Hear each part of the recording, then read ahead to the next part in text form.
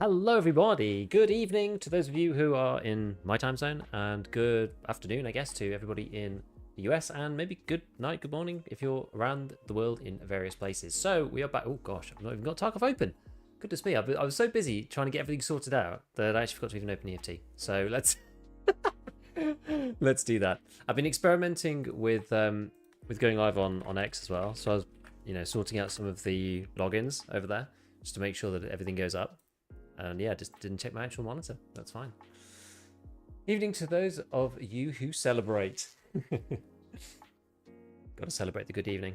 So yeah, I've been up to random stuff recently. I've actually been trying to dip my toes into doing some AI things because I think the time has come for those of us who are like I wouldn't consider myself like a coding person particularly, but I obviously a logical mind, and I have like done some programming, but I'm not really a coder.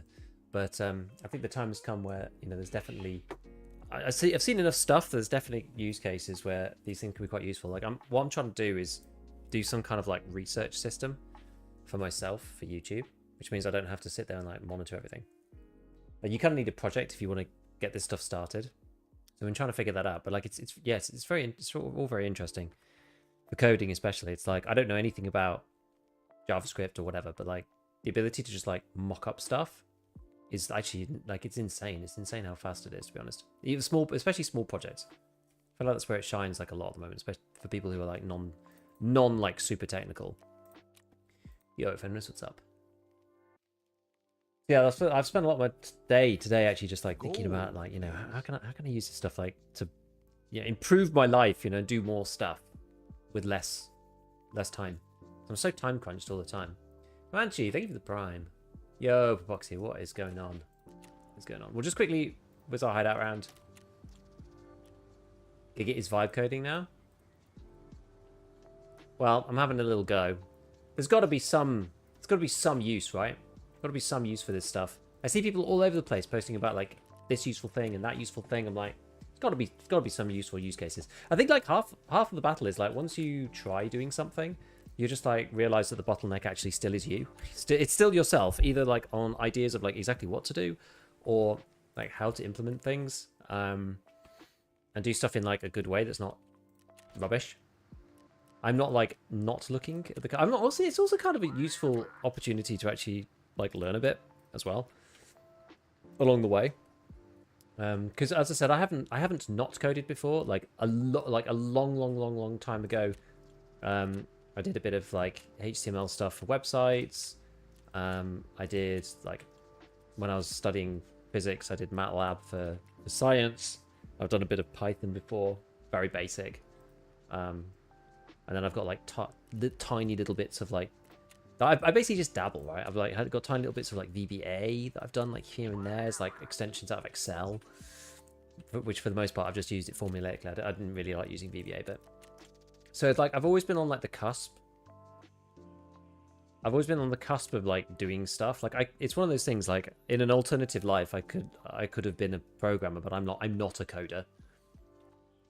That's the way that I see myself. I'm like I'm not a coder just because I haven't done it enough. The vast majority of generative stuff is pretty bad, for sure. Yeah, for sure. But I think there's value if you're knowledgeable. But I think you're only going to learn this stuff if you just like try and use it, to be honest with you. So that's why I'm just like, let's just try it. You had a software company, you called it Microbeef? That'd actually be sick. Microbeef Incorporated. Gigasoft. Again, me with 1,000 questions. Hello, Shade. My question today, should I focus more on quests or on the hideout? Personally, I actually would focus more on the quests, to be honest with you. Although it feels like it's tempting to focus on the hideout. I actually think, and I'm a sucker for this, big time. I think that the hideout is a little bit of a... It's useful, don't get me wrong. It's certainly useful, but I think it's a little bit of like a progression trap in some ways. Because it's very tempting to kind of forgo everything to progress your hideout. But you end up in this situation where, you're not actually making that much more money, and it's useful for some quests, but you'll kind of get to it anyway. They don't really necessarily block you in any particular way, those things, and that you'd be better off just like actually getting more quest progression. You know, I don't know. It's a funny one, really. Micro Wagyu. Interesting how I bring an AK-15 trade and all of a sudden I go 200 hours starts pre-firing me from 100 meters away while I was waiting for a friend for 5 minutes in the corner. I can't possibly be seen. Gosh darn it, I know. We can't go like an hour without talking about cheating in Escape from Tarkov, which is very fortunate because today's stream is the second stream that I've done, which has been sponsored by the good guys at playsafeid, so thank you to them for sponsoring today's stream. We'll talk about that a little bit later, but given it's topical, you know, it's already come up within the first, how long have I been live for? Like 9 minutes, and most of that was me like tinkering with stuff and setting things up. Just goes to show that it's needed, right?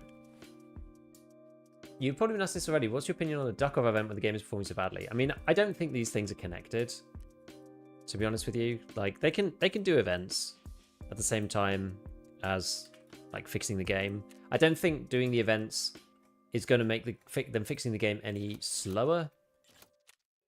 To be honest with you, I don't think it really has any impact on that. So I'm not really that bothered. I think they've got to keep people interested. That's like, and the people who are like, you know, writing the events and like coding them in are probably not the same people doing the other stuff. So yeah, pertinent side tangent. We're interested to see how much pushback Discord gets in this Face ID stuff. I think the thing about Discord, which makes the whole situation slightly tricky, is that Discord have like a very bad track record of actually doing this, and that the Discord original, because they've done this, they've like tried to do this before, right, for the UK Online Safety Act, and they did it really poorly, which puts like a bad light on the whole kind of space, which is unfortunate. I'll give you that. It is unfortunate. They're going to get a huge backlash, I think, for trying to do this. But it's because people are just like actually don't trust them. Like, I feel like the difference is the PlaySafe guys actually put out a video, an FAQ video today, no, sorry, it was over the weekend, which was quite interesting to see. And that was, I mean, it was an FAQ. It was nothing that I didn't know in there, but yeah, it was that was interesting just because. It's like, I don't know. It's just like when you hear them talk about it, it's like the only reason why it's like this is because there's no other way to do it, you know? As opposed to being like, I don't know. People just don't trust Discord at all. Right, so we're going to go to Interchange. We're just going to do this to start with, and we've just got to get basically scav kills, really. Because we're doing test drive and also this like respirator face thing. Yeah, this is the thing. Right? Ain't no way I'll trust Discord with my data. The last data breach was some months ago. And it's the thing that people are most worried about, but with all these systems. So I think people are worried about. Which is why... It's why I... Like, as I said before, like, nothing's, like, risk-free, but it's why I'm kind of behind the PlaySafe one, because they've really put some proper thought into it, and...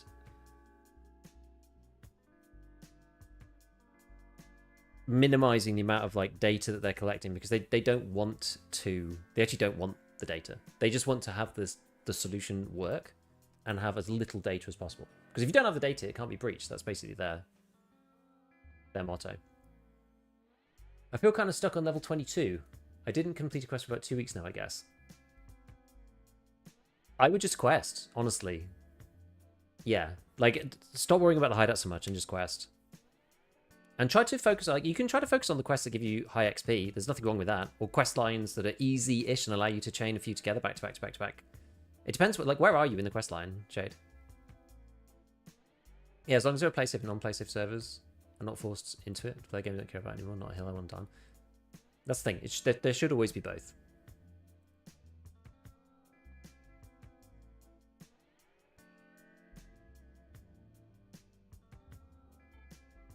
Quite satisfying to thorax someone with M903. What's the stats on that thing? I can't even remember. Yeah, I was looking through the quests that I've got to do still for collectors. So I've still got to do... We've still got to do... Yeah, I mean, test drive is probably the longest one just because there's just so much to it.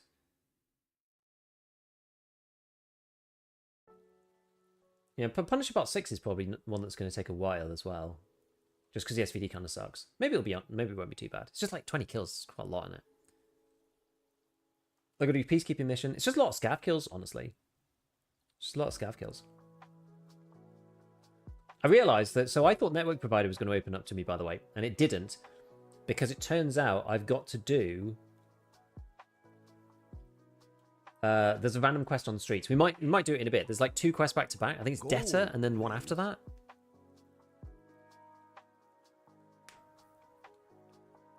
I'd rather give Discord my data.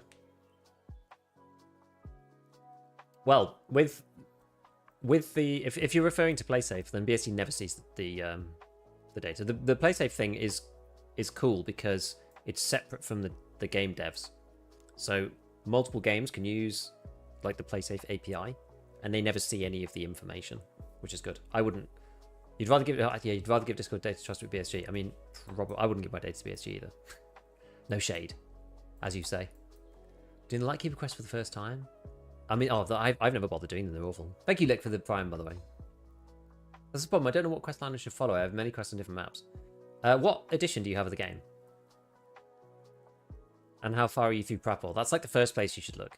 If you have a standard account, you should do Punisher Part 6. If you don't have Arena, basically, if you are on standard, you don't have Arena, and you have an alpha container, you should be getting Punisher Part 6 done as soon as possible. I know, Fenris. I know, and that's fair. You know what? That opinion is totally valid. It's totally valid. Quest's not even that bad. It's just the damn cooldown. The one that scares me. I've never bothered doing the Lightkeeper ones. Like, I've unlocked him multiple times and then never did any of his quests. The one that scares me is the woods one around the mountain. That's the one that, like, I've heard about that, and it gives me nightmares. Yeah. Appreciate being reasonable on both sides. I mean, look, I get it, right? I get it. You know, and what makes me makes me more, I don't know, more like easy about the system is that when you see Andrew talking in the, and he's the CEO, right? When you see him talking in the Q&As and stuff, like, he's the same. He's just like, I didn't want to send my ID to like every individual different like gaming company out there. It's like, that sounds awful. Where the hell am I? Am I over by the little camp? I think so.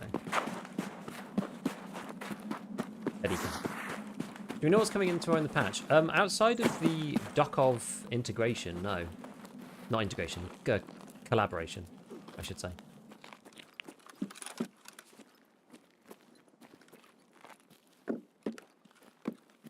Whoa. Ugh. Freaky.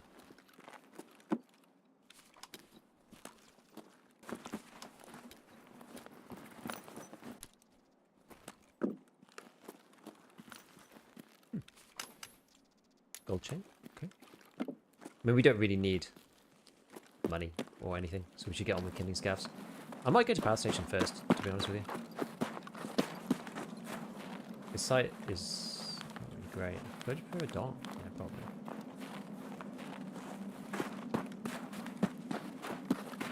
Haven't played for a little bit, so we might be a touch rusty, but yeah, so tomorrow should be the Escape from Tarkov collaboration, so we don't know exactly what. Maybe it's going to be the scavs heads are replaced with ducks heads or something, or it's going to be something like kind of dopey, and I imagine not too intensive for the BSG guys, I don't know. But yeah, they're doing some kind of like weird crossover collaboration. Like if you look at the technical update like notice kind of thing, it's got a picture of, I actually didn't notice it to begin with, it's got like a picture of the Tarkov ducks at the back of it, which is pretty funny. I'm actually going to go and hug the wall, I think, just in case somebody's on top of the tower, because I'm not going to be able to get out of the way. If they are up there. Yeah, we'll just go power, see if we can get something done over here. So mainly I just need to kill scavs, and I need to kill them kind of close. What is the... I can't remember what the quest is called. The Respirator and killing scavs one. How close do you need to be for that? Is it like really close or? Yeah, okay. I've got my point fire bonus on. I always forget about the point fire bonus on these because you can't get it in arena. Decontamination. Yeah, you say 40 meters. Oh, 60 meters now. Okay.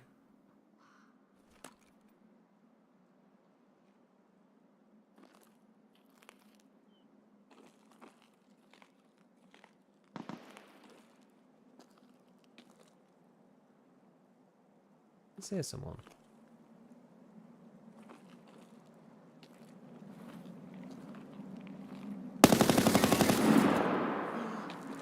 Was that a player? Or was that a scav?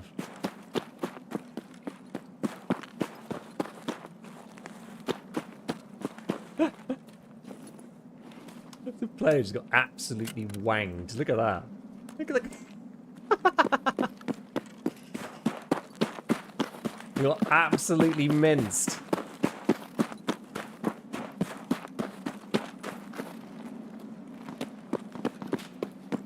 Oh, that's funny.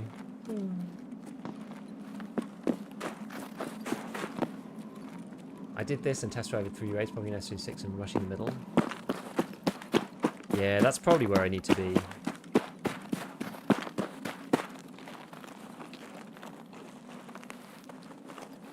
You are correct. We'll get up the ramp.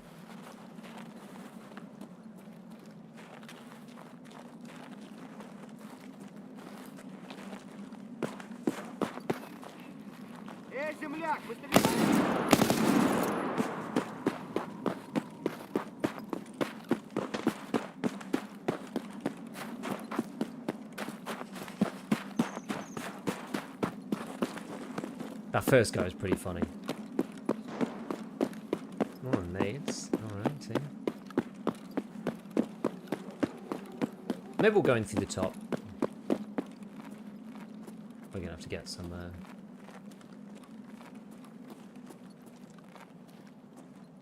PK's going soon.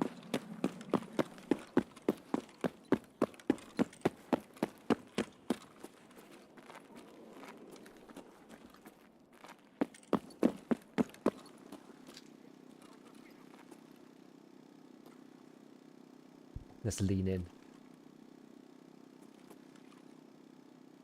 Nature's Zoom, you know? Oh, there he is.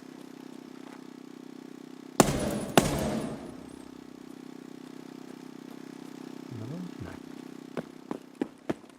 Let's have a look then. Oh, gosh. I think that was just bullet crack bug.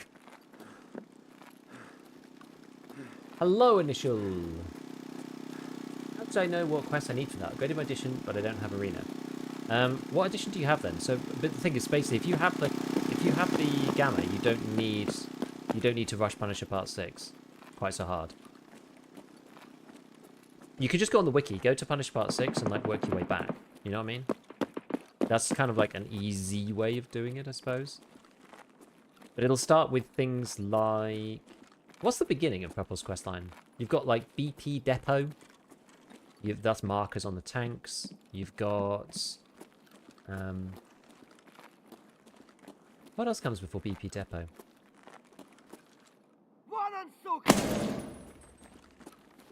Yeah, I have all these transit quests that I just haven't bothered doing. Yeah, ice cream cones. Yeah, those ones. Those ones. Those kind of annoying ones. Didn't take enough painkillers into this raid.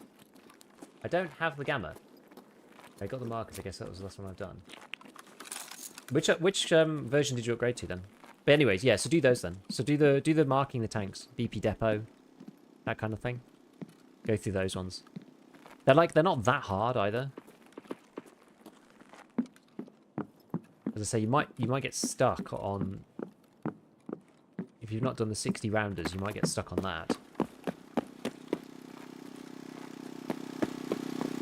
You need like the 60 rounders, but I can't remember where that comes in the quest line. But basically, you can just look back and forward through the quest line on the wiki, and then you'll be able to see like what's coming up and what you might need to save and that kind of thing, which is probably helpful. Do I want to go? Where do I want to go? Do I want to go through here?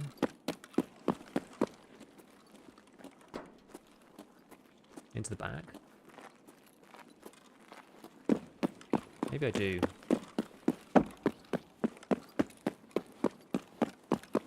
Quite a nice little echo there. I've not noticed that before.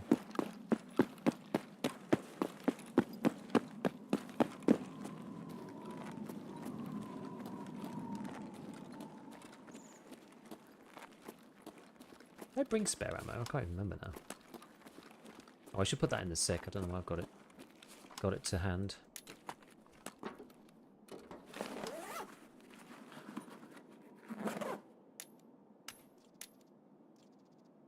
I've got a bit of PS. I think I've still got PP in this though. Got the 60 rounders. I craft them. Thanks anyway. Yeah. So that's a good one. What else? Like other guys. What else is like good XP like early on? What quests should Shade on YouTube go and complete?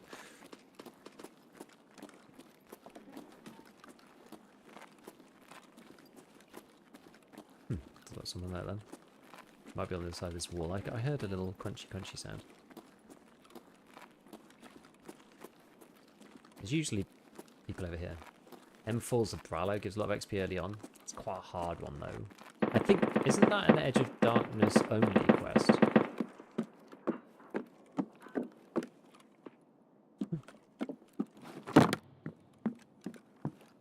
I thought that was EOD only, that one. Didn't let me jump. Never mind. Arena quests, all of them.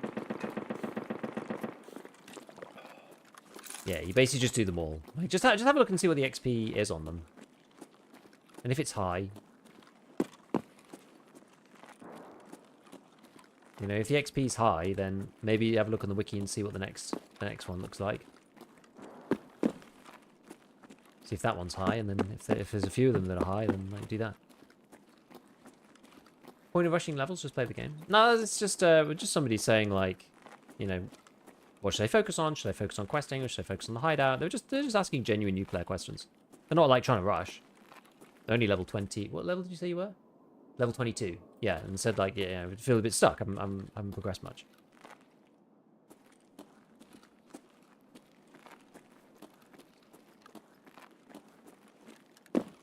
Understandable questions, I think. Fair and valid.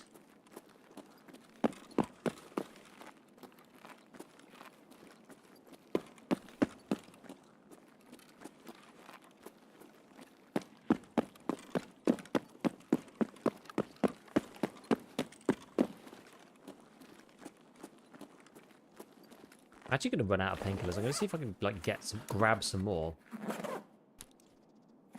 See if any appear in any of these bags, because I'm going to like. You have any focus on getting raids in? Yeah. So that's I think quests rather than hideout is the way. It was kind of my original answer. So that kind of that's why we're talking about like, well, which ones then? You know. Which ones to do. If you've not done the quest before, like how do you know which ones are good? And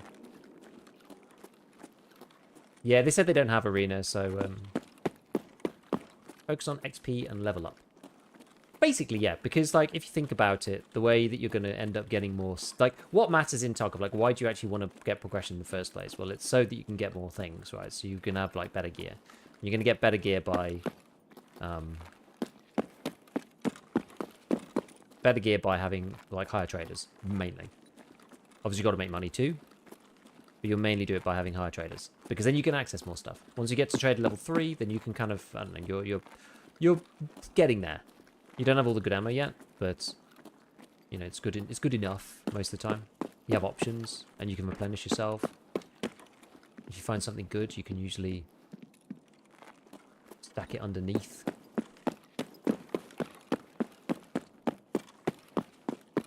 I haven't seen any.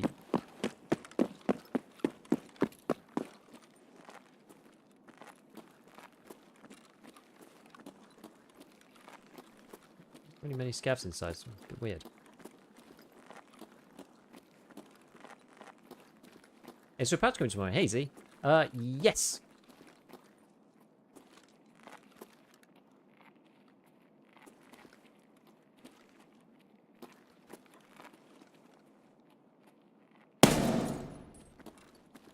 Yeah, patch coming tomorrow. It's supposedly, well, pretty sure it's going to be an Escape from Tarkov crossover patch, which is quite funny. Hey, really? Where is he? He's not there. Where is he? Where is this guy?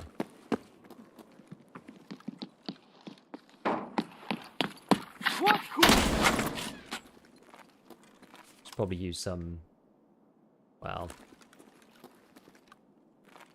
I don't really want to use... I've only got 2 Prototols. I don't really want to use them like right now. Maybe what I'll do... I'll stick one on here just in case I get into trouble.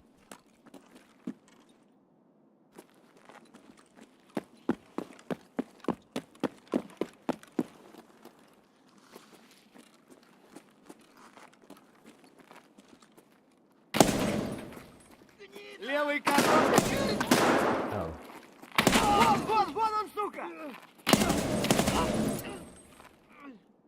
Okay. Yeah, this game is overwhelming your first like 200 hours in raid, for sure. Absolutely. Definitely is. Guess we'll run the next corner then. Go on and grab that, whoever that is in a minute. Looking forward to this quest. Yeah, we're going to see. Have to see what happens.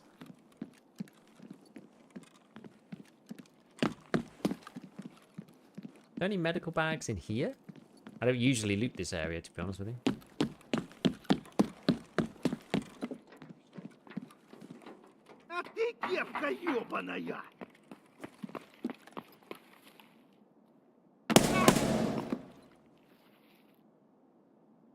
Always a cheeky boy.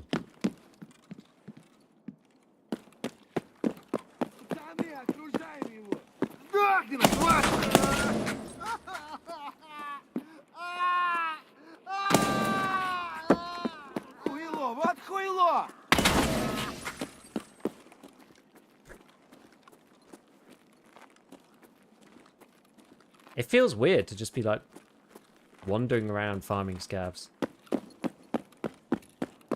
And there'd be like no players. I like all the scavs of the map gather here. Seems to be the same on quite a few maps actually. Quite a lot of maps where that's the case, I think. Like Interchange is kind of the same as well. But we'll just wear this. Still need to hand that into this gear. Found Pest Raid series really helpful when I just started out. Yeah, does he still do those? You know what, I'm going to get rid of this, I think. I'll take that instead. Does he still do them, or does he stop doing them now? What's that?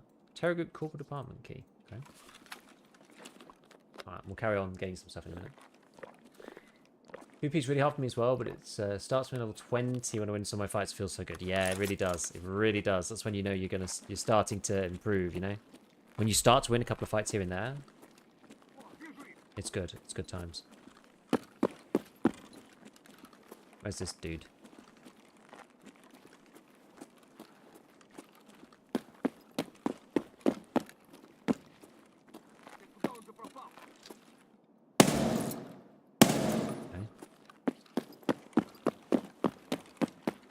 I'm so like freaked out. Like there was a lot of people fighting outside, to be honest with you.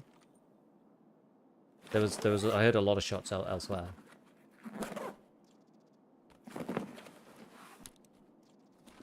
Don't even want any of that stuff, honestly.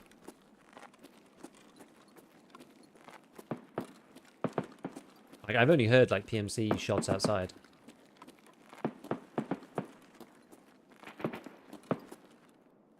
Okay, because the 40 meter restriction, true. 40 meters is like, it's far enough to feel like it doesn't need to be worried about. But actually in Interchange, you can quite easily hit that limit, yeah. You're right. You are right. I need to stop shooting people from that long range. Okay,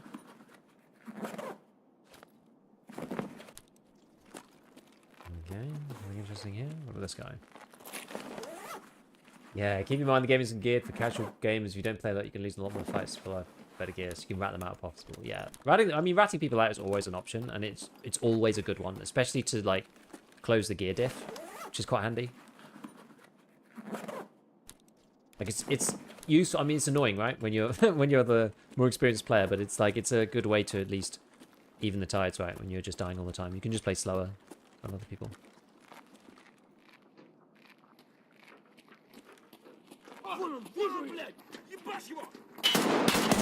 Gosh, they can see me with this breaky vision.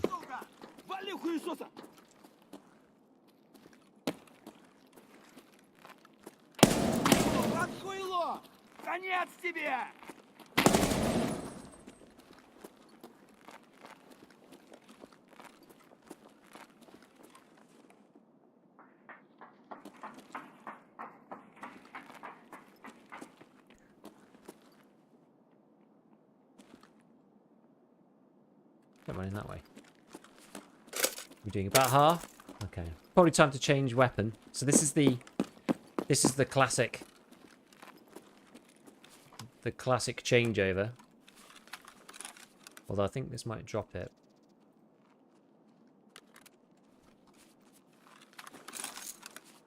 There we go.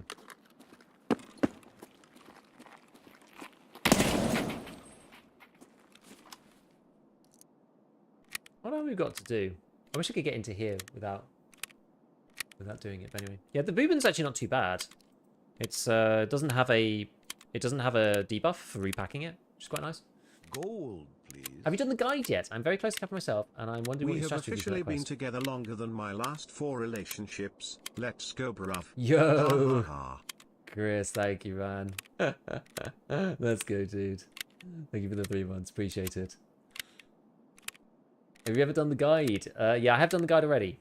So you can now abuse the transits quite a lot for the guide, I would say. That's probably the best strategy.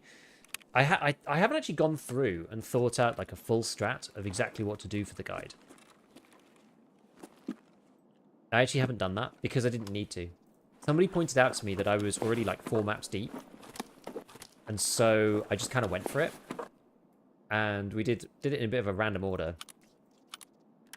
But I think things to bear in mind, if you transit into labs, you can extract out of labs instantly without and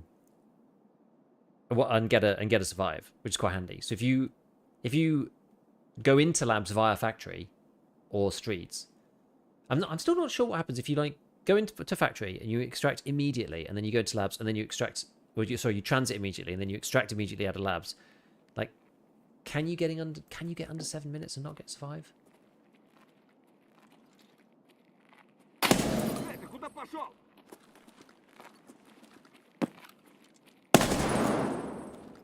I'm actually not sure, but when I did it, I mean, most of the time the loading time also counts, so that eats up a lot of the time. So yeah, just like I had some lucky ones as well with Path to Shoreline. So I went Path to Shoreline, I went to Lighthouse, went back to Shoreline, and then went from Shoreline straight back to Lighthouse and extracted immediately. So like some of the transits can really make your life a lot easier. You need 7 minutes overall from the start of factory until the end of labs. See, this is what nobody seems to really know if that's true or not. Has anybody actually, have you actually like tested it? Are you sure about that? It seemed to me that nobody really knew one way or another whether that was actually true.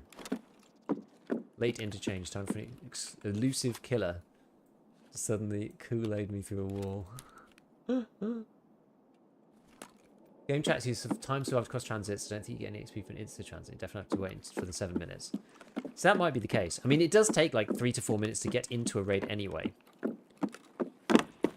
So I don't think it's too crazy. And you have to wait 1 minute for a transit. So you have to get into a raid, extract, and be into the next raid and trying to transit in like 6 minutes, which is not very long when you take the load time into account, you know?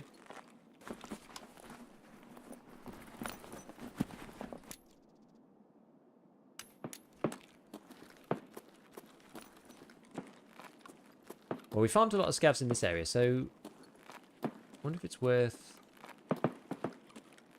opening up the search tool, or whether we just stay in this bit. Oh, no, they're still here.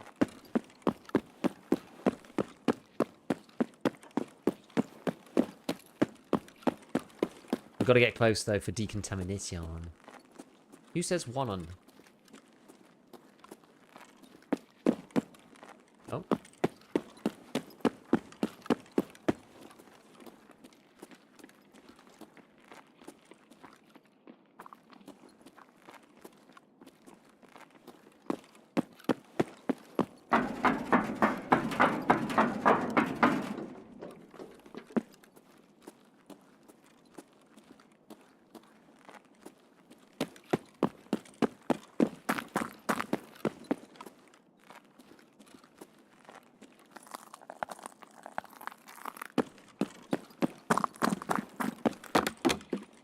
Go around the other side or something? We've gone in here. Can you get through this?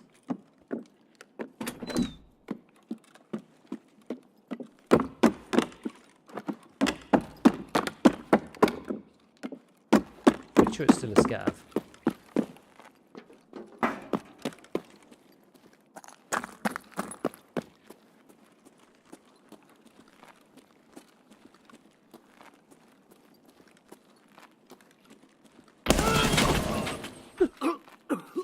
Don't know the back of Interchange very well.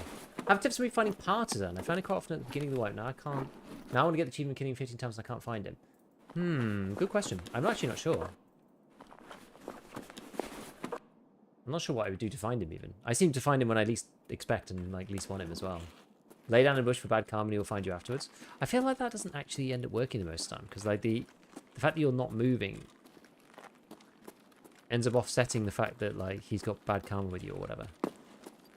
Do you know what I mean? Feels like it doesn't help, necessarily.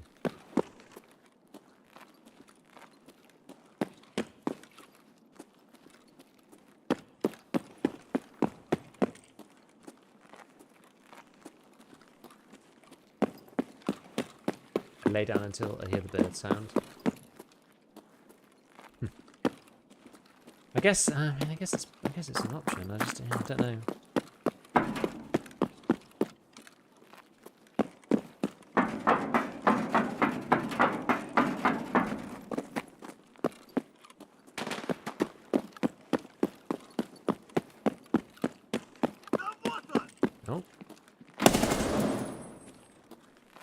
Maybe there's more over here this side. Wait, more than 10 minutes in the same position, he never appears. I agree. He loves the wood bunker. Really? To be fair, I haven't actually seen him that much this wipe now. I saw him loads last wipe. I hear more twisting. Twisting of feet. Oh.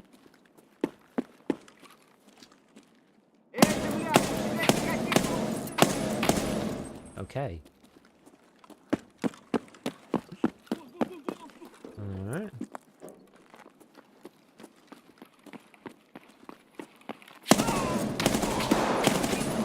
Okay, he's immortal. That's alright. About half. No one loots anymore. No one can be bothered. Do I even want the ETHC? Is a motor's valuable still these days? I'm not even sure. There's a hole in the wall? Yes. Bro, air bursted me and I seem not usually kill on customs.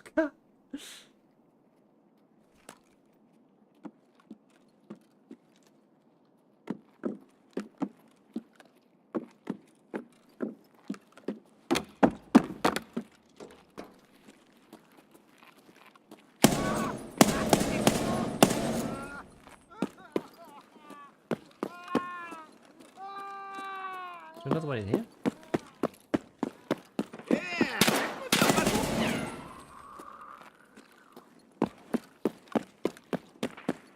I like it here. Giga is my favourite British Tarkov stream. It's like the fish to my chips. I love it.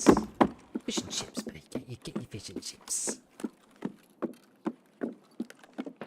Wires. Lovely.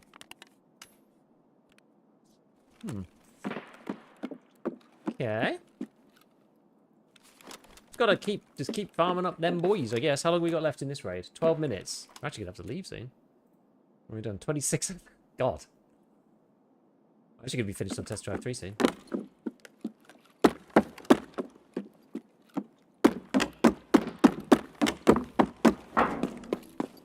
Probably killed some of them too far away is probably my issue.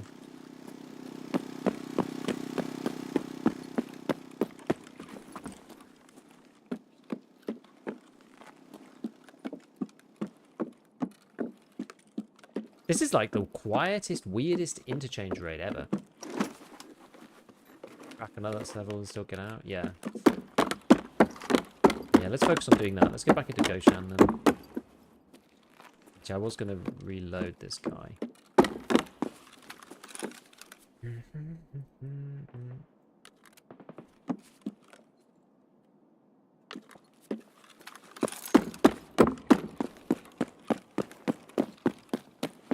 Just quickly go in here. See if we can see any wandering around in this bit.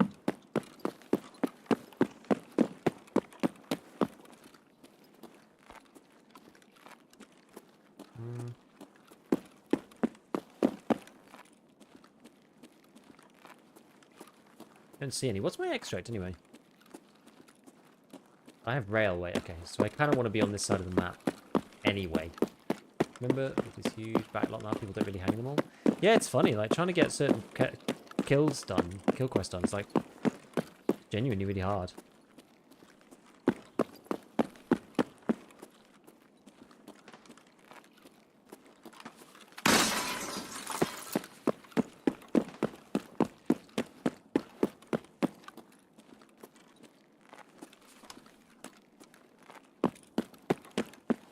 Yeah, like this guy, I shouldn't have killed him, really. He was too far away.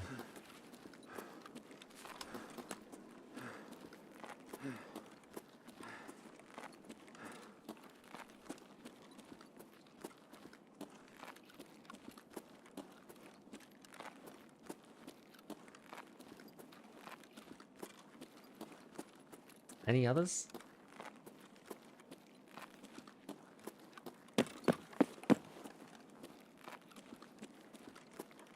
Check that guy.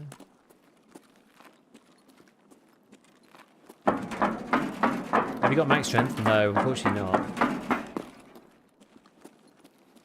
Don't play anywhere near enough to get max in strength and endurance.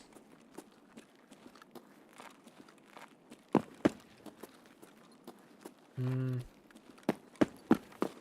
bunch of scavs down this side? Actually, I should probably go into Ollie, really.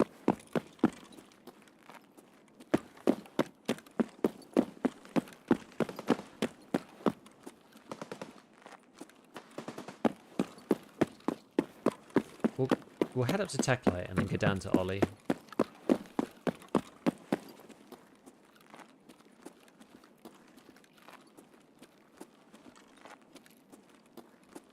I mean, when they added it, the animals definitely popping these days. Well, it's curious that there's no one here in this raid. I think, we just got lucky slash unlucky. Although it looks like there were people here. I wasn't actually here super early.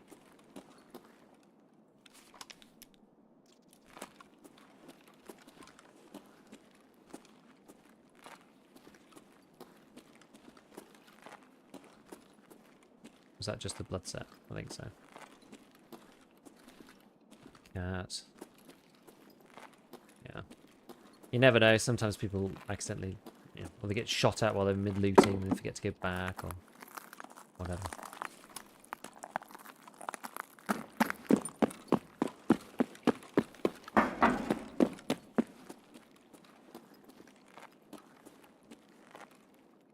How to level strength endurance faster? You have to just play more raids. There's really no alternative, unfortunately, to just playing more raids. Really still expensive? I can't remember. I feel like they aren't. Most things have got cheap now. You just have to play more raids, because the problem with strength endurance is they don't reset very nicely.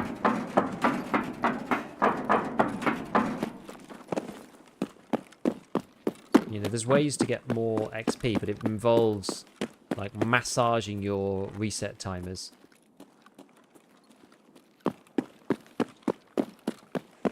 7 minutes. We're still alright. I'll start to path out soon. I just want to do one sweep of this area.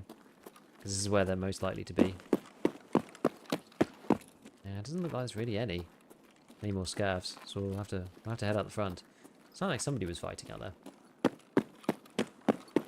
Yeah, the issue with strength endurance is you only get a certain amount, and then you have diminishing returns, and you can't get any more. So for me, I'm not probably getting any strength points at all now, because I've hit the diminishing returns, and the only way you can reset it is either leaving the raid and join a new one, which is why playing lots of raids helps, or you go underweight for 5 minutes so that you're not overweight, so you're not gaining, and you're not allowed to gain any points in strength at all. Not allowed to gain any strength points whatsoever.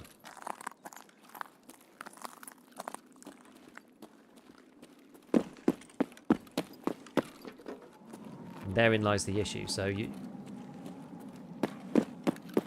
have to make sure that you don't get any strength points. So you basically have to be underweight. I think there's people fighting at smugglers.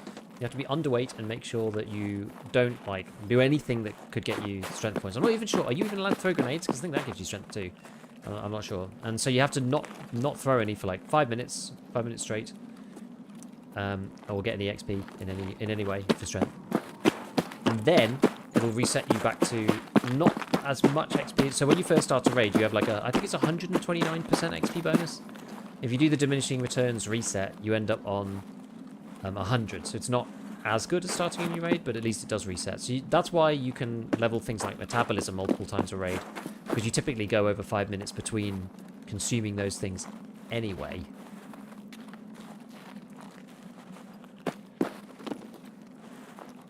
Which makes it easy to get multiple in one raid. Whereas things like strength endurance, because you're always moving, you're either getting strength or endurance. So there's no... Unless you're literally stationary and not at the computer. You can ditch your backpack for several minutes. Yeah, that is possible, but you have to basically like run around, ditch your backpack. Like that's what I mean. You have to massage it, you know.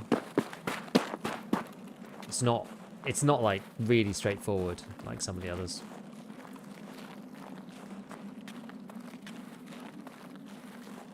Ratting in the bush, unironically helping leveling strength. Yeah, so you need to, if you take in like a load of heavy gear, you run around until you're not getting any more XP. If you hover over it, it'll show you. It'll say like, 3% or 2% of XP gain, something like that.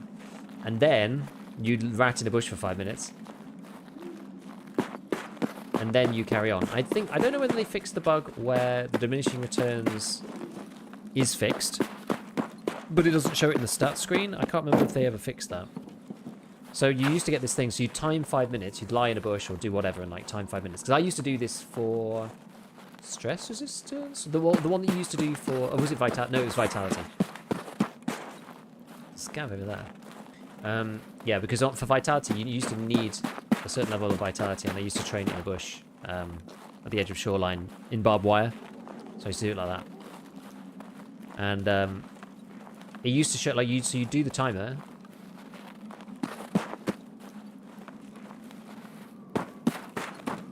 And the timer would show, you basically do the timer, and it would be 5 minutes for sure.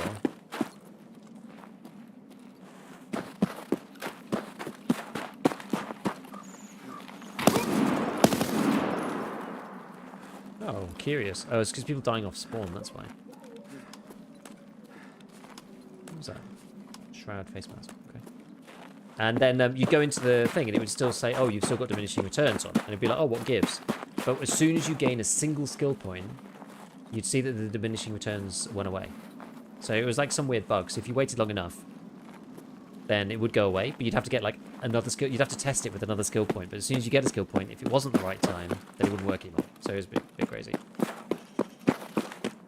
Yeah, I'm just bad at the game. Vitality always easy for me. Well, with Arena, you don't need to do it anymore. So if you play Arena, you don't have to bother.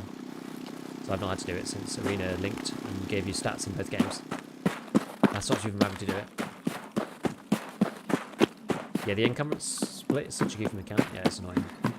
I wish that both things just leveled, like, in proportion to the... So, you take some, like, middle value, I don't know, 30 or something, 28. And then... Or maybe something higher, actually, maybe like 40. And then if you were, like, the closest, like, at 40 kilograms, say, you would level both equally. Anything under that would then proportionally level endurance. anything over that would proportionally level strength. That would be a much better way of doing it.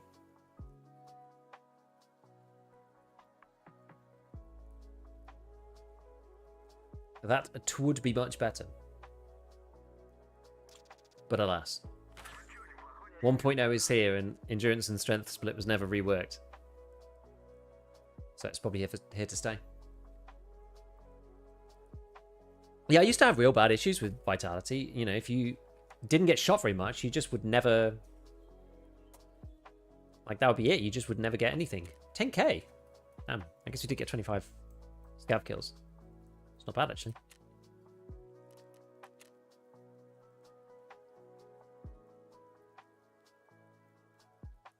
Cool. 10,000 XP. We'll take it. No, I think like my strength and endurance are like mid-20s, I think. I remember correctly. I don't really look at it, to be honest. Permanent account and all. I guess we'll get, you know. Thankfully, elite strength makes getting underweight a lot easier. True.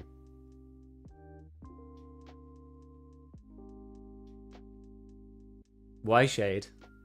When terminal? I haven't even started the story. So we're going to do Kappa first, and then we're going to do the story stuff.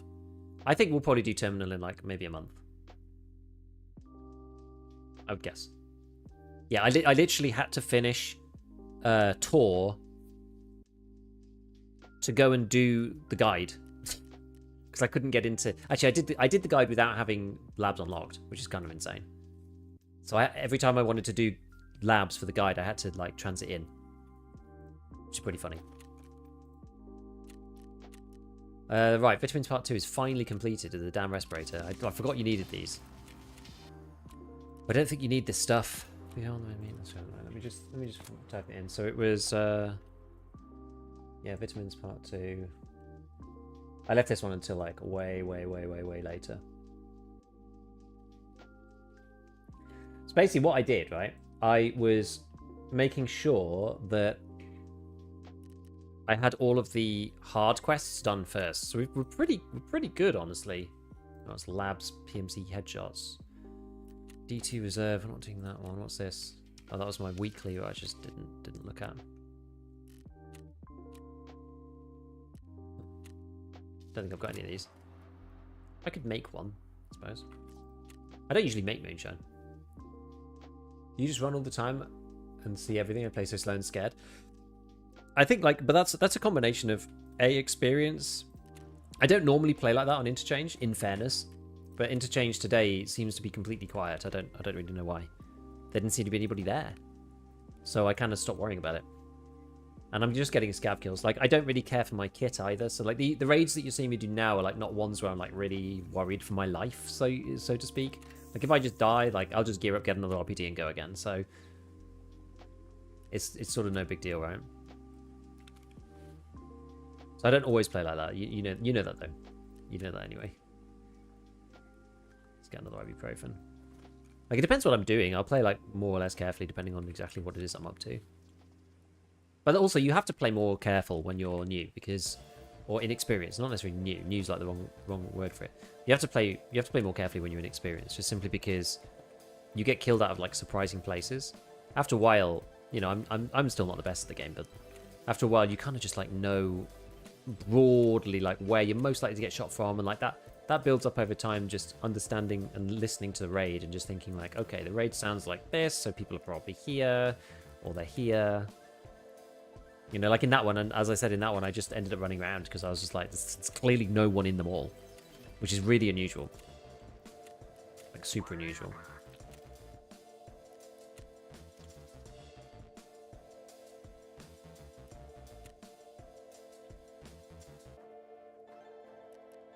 Oh, you don't play like this, be really confident on the fight as well. I would say, though, that a lot of my confidence has been built up by playing Arena.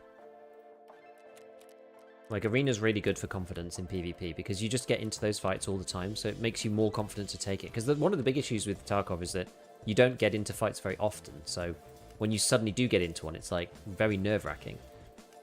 And you don't necessarily have the muscle memory to try to take the fight in the best way, necessarily, because you kind of, like, freeze up, or, you know, it's not... Yeah, it's just not muscle memory, so it's hard to fight into that because you're trying to like overthink everything. It's easier the less the less that you have to think. And once you've got your like point fire down, or like you sort of like got the audio cues and when to peek, it just gives you like a million times. I think I worked it out at one point. Like if you do chop last hero, like I know it's hard, I know it's difficult, because people at the beginning will just eat you alive. So I do appreciate that it isn't an easy game mode to play. But if you do chop last hero for a while, you just get like it's something like 100 times the exposure to fighting, which is absolutely mad. What's the best barters do with dog tags? Cases full doing a vendor. I usually just keep them. I'm not even sure what the good barters are at the moment. I don't think there really are any. Like the bags, maybe? Item cases? I don't know. They're all kind of a bit junk. The dog tag barters have been bad for a while.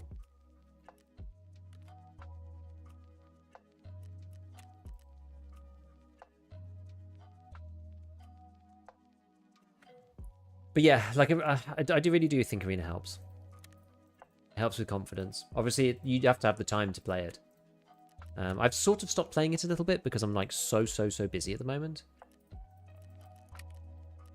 But it's useful, for sure. Oh, I need another one of these respirators. Been hoarding. I just keep buying dog tag cases. Yeah, that's literally all I do. I don't have arena, it's hard to practice. This is true. You can I mean there's no kind of like second best practice outside of fighting real players, right? But you can still do some stuff in offline. You know, you can like do labs with all the raiders on. So take a card, go to labs, put all the raiders on, and just try to run around and hit every button. That's like one way of doing it. Like at least you know you're going to get into some fights with the AI. It's not the same though. It's not the same. Respectfully, arena's not useful anymore. Gameplay's totally different. I don't think so. It could be good for removing PvP fear, but doesn't have gunplay or movement. I don't know. I think just practicing point fire alone is enough incentive to use it. Honestly, I know that it actually diverged more at one point, and now it's come back a little bit because of the ADS out of sprint is now in both games. The slide stop is stopped in both games, so I know the inertia is a little bit different. They're actually a bit closer again, but I hear you, and also like disagree in certain aspects. Like I think a lot of the fights about getting accurate point fire and that kind of thing is only down to practice, and I think arena is the only way really. It's the easiest way to do that without playing like a billion raids. It's like we played like, how long did we play then? For like 40 minutes. We saw one PMC at the beginning who didn't even fight us. They just died to us. Okay, so we've got 3 more kills to get for this one, and okay, like 14 more for this one. Got to make sure I try and actually shoot stuff a bit closer, I guess. Don't know why I'm ensuring that, but have you noticed how much better sidestepping in arena is versus in Tarkov? So fast in arena actually feels good to use. I've not tried like the sidestep, like the actual sidestep command. I never actually used that.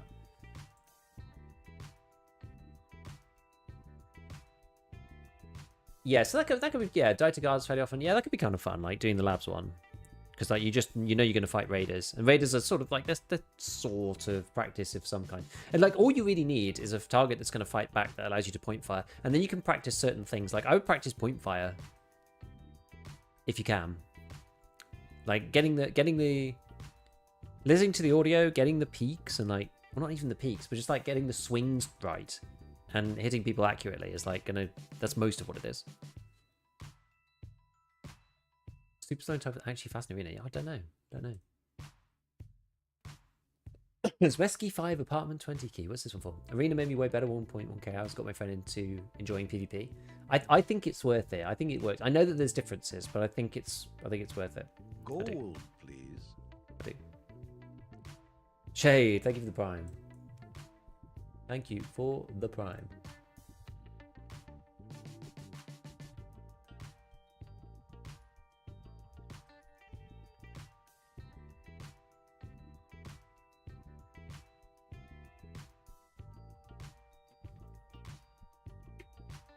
It's me with 1,000 questions. So thank you. It's hard to make the link sometimes. It's obvious now that you've said.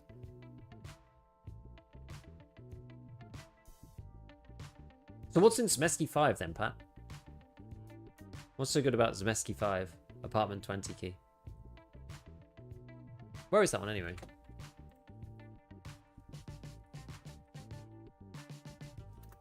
I forget.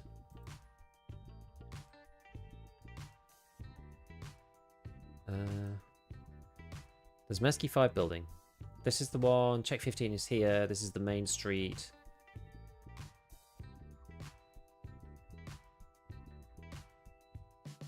Staircase to apartment 20. Is there one right at the top? Door to apartment 20 here. It's a bad key. Sports bag, energy limit, luxury, and valuables.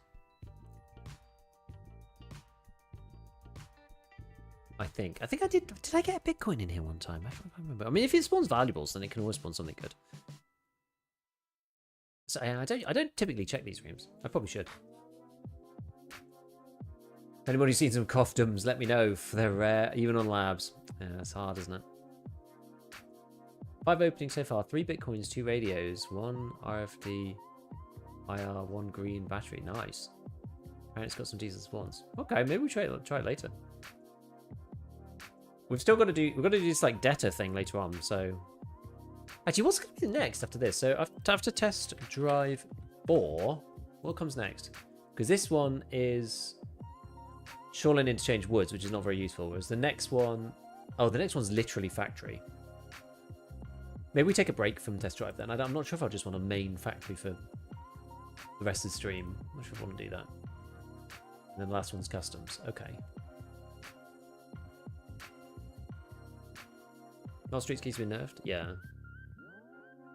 New keys for streets, the ammo farming keys that Hybrid talked about, and Tarbank. We've got so many customs to Cultist Circle. I've had like none.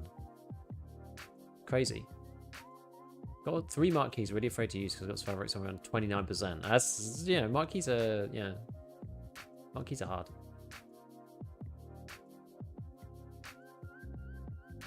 They're easier now though, but there's a lot less people around them at this point. You can always hit them towards the end of the raid. Like, people don't hit them most raids. You can, like, play the raid out and then, like, hit them sort of halfway through or something if you're worried about getting killed. Yeah, PKPTS. I haven't tried that one yet. How much are they now? Coffdoms in the room. Go there ASAP if they nerf it. Okay. We'll have to try it.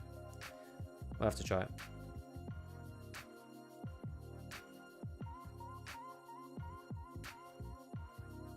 I don't actually need coffdoms to do Kappa, but I do need them at some point. Because I'll need them for the story, so I need them for Lightkeeper. Mark rooms aren't worth farming for money. The only thing I need mark rooms for is the Willer's wallet. To be honest with you. Oh, okay. Well,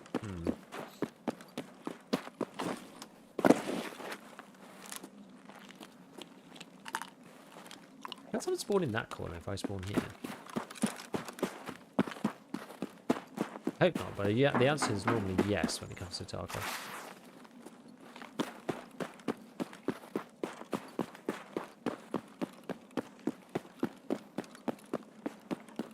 Maybe we'll get them. What's frequent on AI scavs on streets? Okay, I have to say. Yeah, 5 for the story. Yeah, Lightkeeper. Yeah, because you need 4 and then 1 for Peacekeeper, don't you?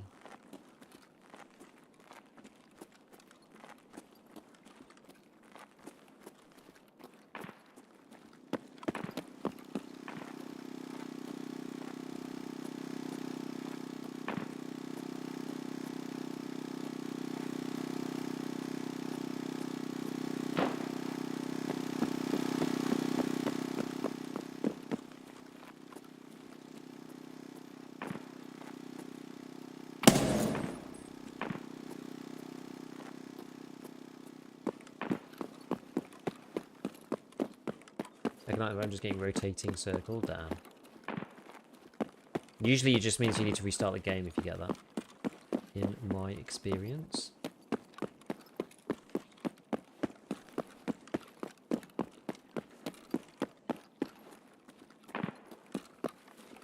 Probably get some stamina back.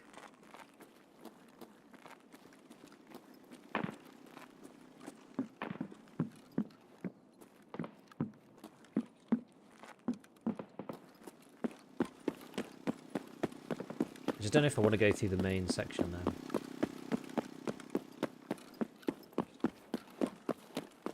This is kind of why I rotated this way last time. I kind of want to stay out the heat a little. I don't need to fight PMCs for this quest, so...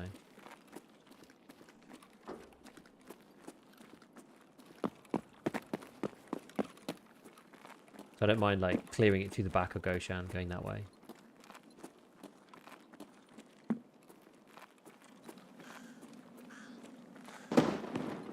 Always funny when you've been, like, lulled into a false sense of security by the previous raid.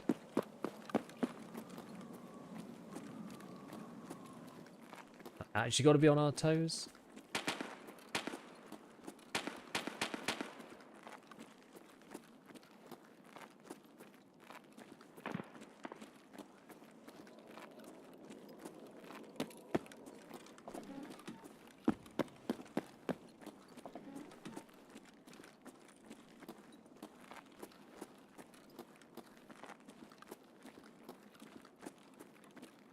Let's have a look.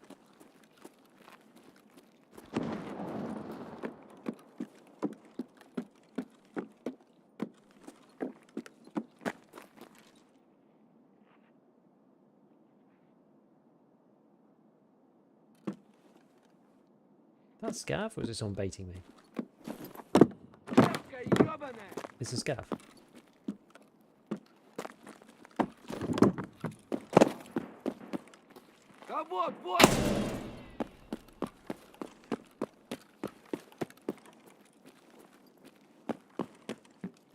Kappa, ёбаная. This is a glorious mask.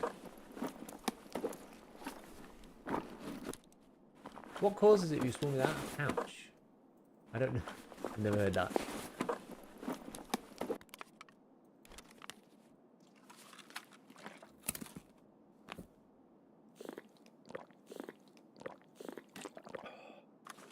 Animated level intel. Oh yeah. So you actually need loads. That sucks.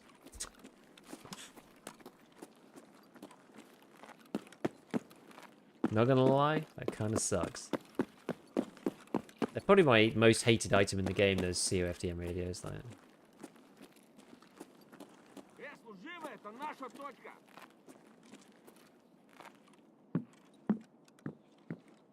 Who's this guy shouting?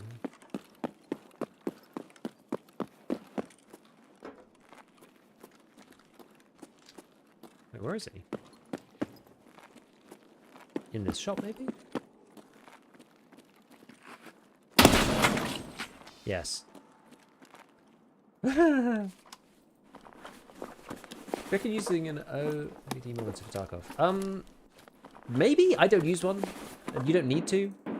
I mean, they're good, sure. I don't use one, though. It's not necessary. You don't have to. But you can if you want to.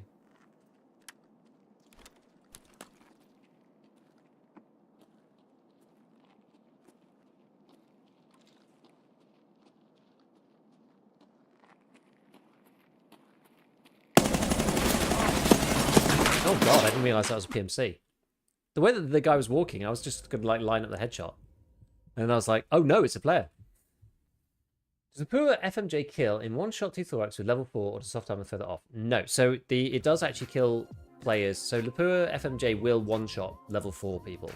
The issue that it has is that it doesn't one-shot level 5 with class 3 underneath. So it'll still kill class 5 people. It'll kill a current because it's 5 and 2.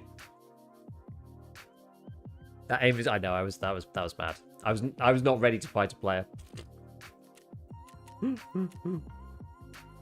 I was lulled into false sense of security, as I said.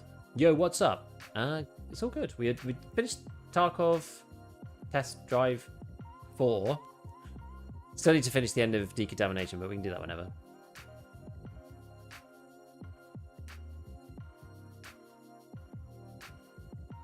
I couldn't get started for the other side of Ghost Town. I finished shootable heaven in 1 round. That's crazy.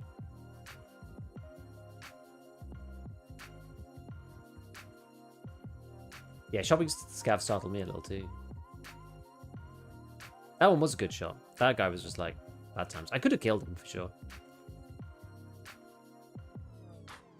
Are you enjoying 1.0? For certain, yes. 1.0 is fun. I think it's good. I think the game's in like a relatively decent state. Technically, they need to do a few things, but I think overall it's pretty good. Like the economy is a bit juiced because of the drop stuff, but like it's easier than it's been before, which I think is probably good for 1.0.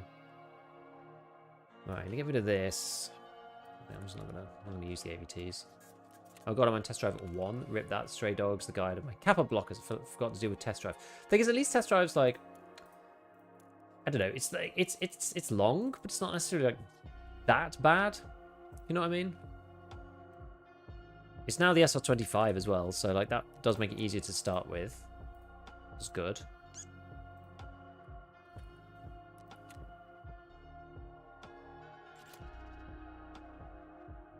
Well, if we're going to do this, what I'm going to do is I'm going to pin that one, because then I know exactly which one it is, and then barter it for one of these bad boys.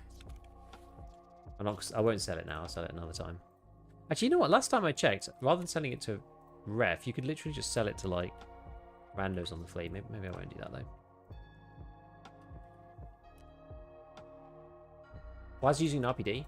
Test drive part 4. But we have actually finished it. The other bit that I need to do on Interchange is still to do, but we don't watch the BTL quest line. Nope. I just don't see him. Honestly, I just don't see the guy. This game is CPU heavy, right? Yeah. Mainly, yeah. But like, you really need, I don't know, like people could get away with Intel CPUs, but the surefire way of making this game sing is getting an AMD X3D CPU.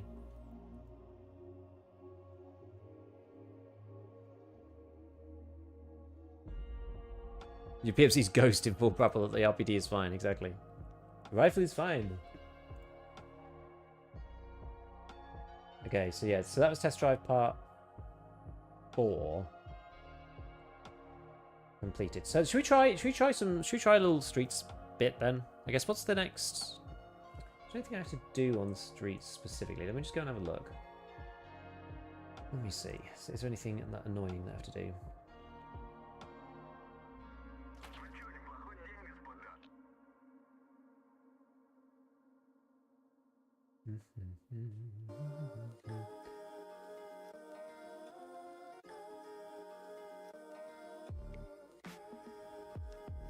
Not really. I don't really have to do anything on streets in particular. I don't think. For Kappa. So, what I might do... Because I do want to unlock that debtor thing.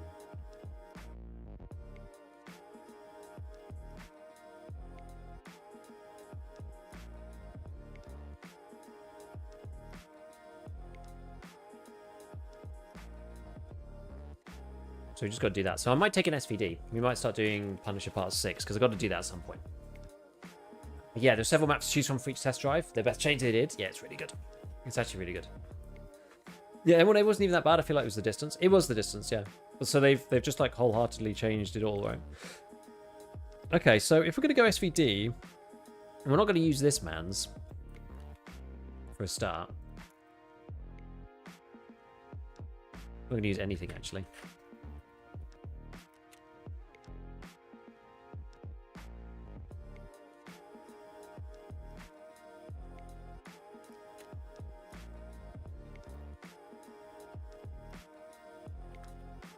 We'll just strip it down. What do these sell for when they're like scuffed? What side is this? Modernized? I can't remember. Is the modernized one the good one? I can't remember now.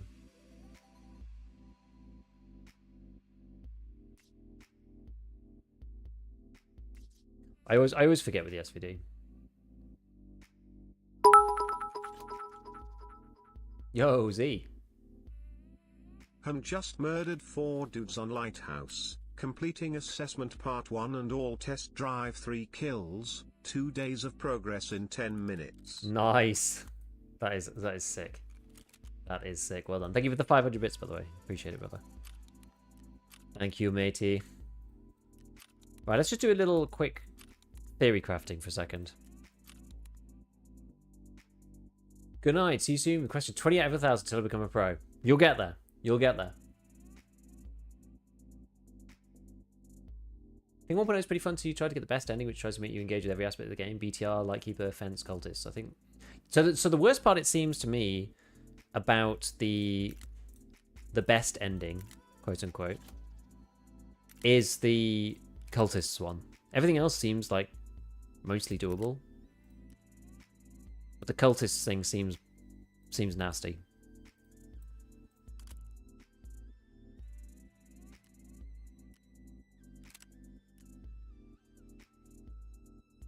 We still on the old ARE? ARE plus something else, like...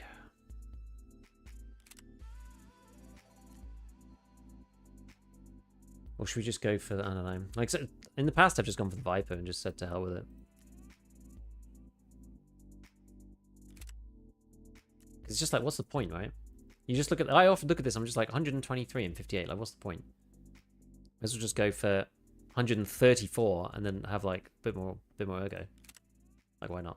Let's just make 2 Viper builds and just see what happens. You can go 303, that's not too bad. We'll just leave it without for now.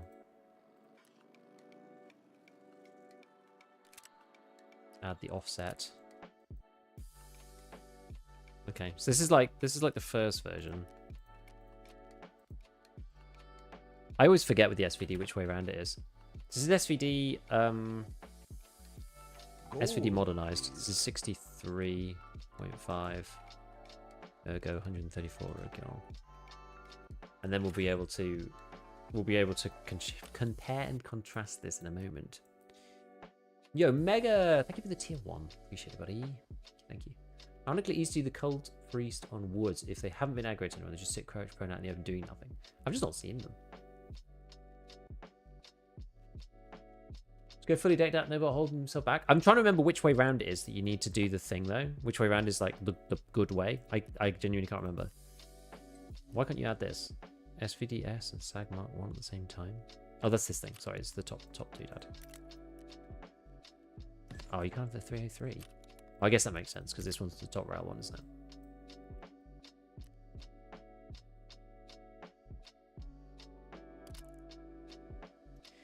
Yes.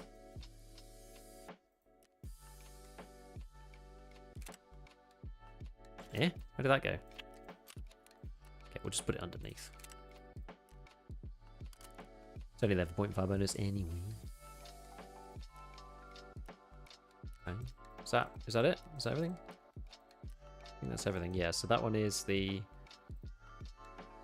SVD SAG. Which is 69. Yeah, so this one is the higher ergo one. I always forget which way around it is. It has worse recoil, but we don't really care. So I think you want to go for the one just with the higher base. Should only be 1 priest kill, not 2. It should be good. Yeah, it should be. That would make it better. I think the old chassis is both better and cheaper for some reason. Like, well, it depends. Recoil-wise, yes.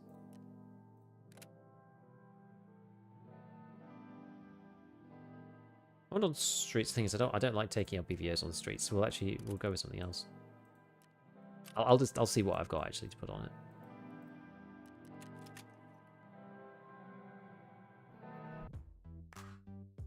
I don't think I actually bought one. Let me buy all this junk for a sec.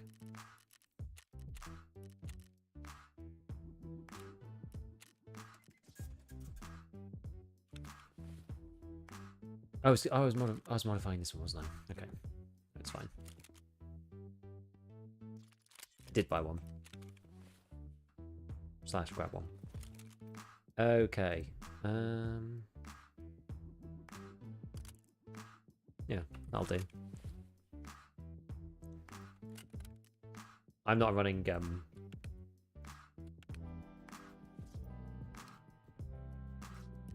I'm not running any LPVs on this map. Oops.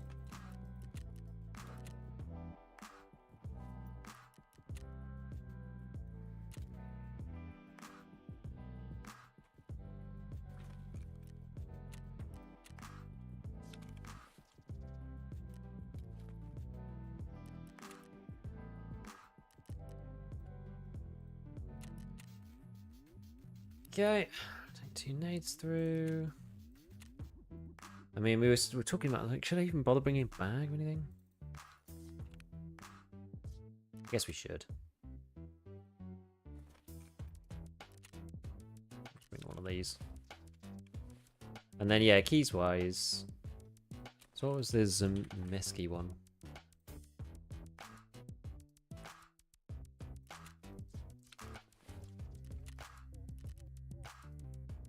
Oh, I got loads of them. Got loads of them anyway. Doesn't really matter. MVD. Concordia Security. 8, 64, 63. I'm just trying to remember which other ones. Real estate.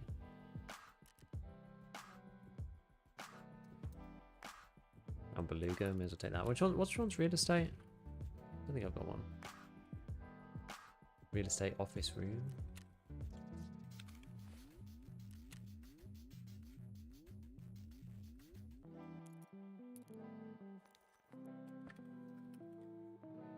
Who's this one? Finance institution small office. I can't remember if this is good.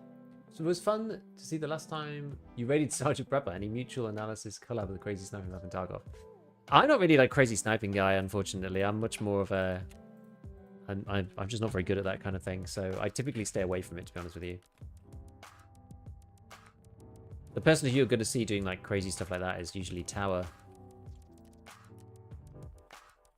It's just like not really my... It's not really my thing. Like, you can do the maths, but like, I don't have the patience. So usually kill Priest, by the way. All the warriors will instantly know your location and lock on. At least, though, at least then you've killed them. You know? What should we do? Just a bit of SMB?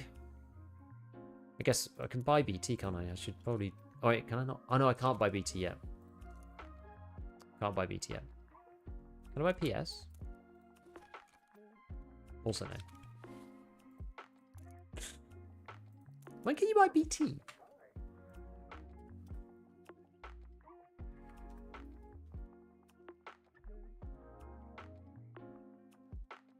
Oh, it's a craft now.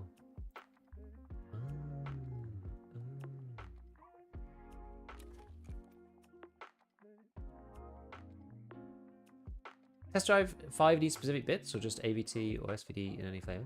Sorry, do you, this is sorry. I'm doing Punisher Part 6 now. Yeah, Punisher Part 6 just requires just the SVD.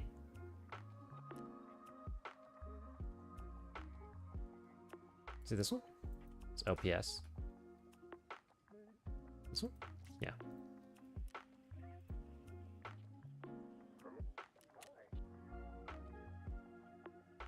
Okay. We can make some of that. Only 1 hour 40 as well. That's pretty good.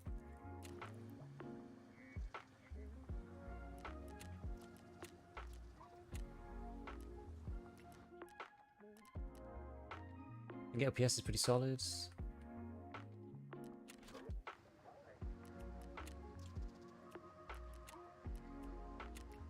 Which map are you doing? Punish 6? Well, we're gonna do streets just for a minute. I'm not necessarily intending on getting a ton of kills on the streets, but I'm thinking, well, we may as well give it a try.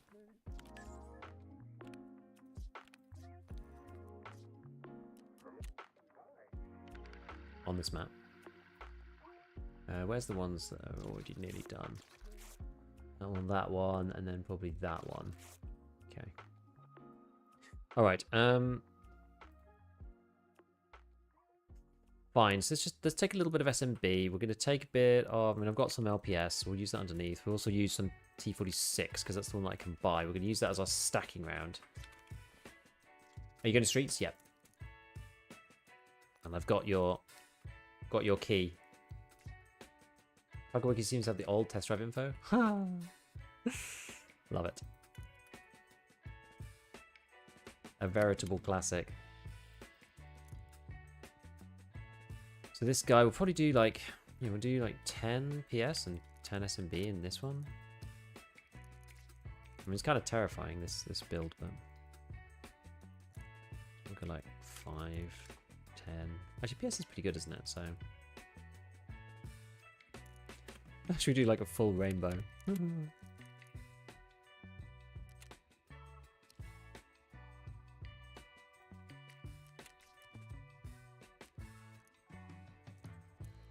Okay. So yeah, I just need to do data really on this map. That's all I need to do here. So we'll just see if we can get any kills and just see how it goes.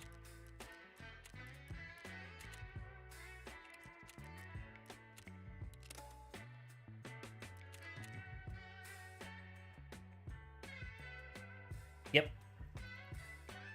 Yep. Keys? I got a bunch of random ones. I took the one that you asked me to.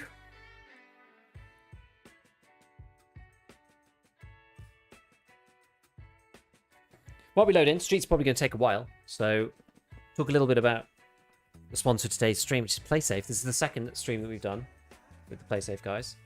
So the main thing that I wanted to point out, which we did talk about last time, is over on Tarkov community, there is a post here, which I think, personally, is the best chance we have of getting VSG to notice. If you want to combat cheaters with this solution, do go and upvote it.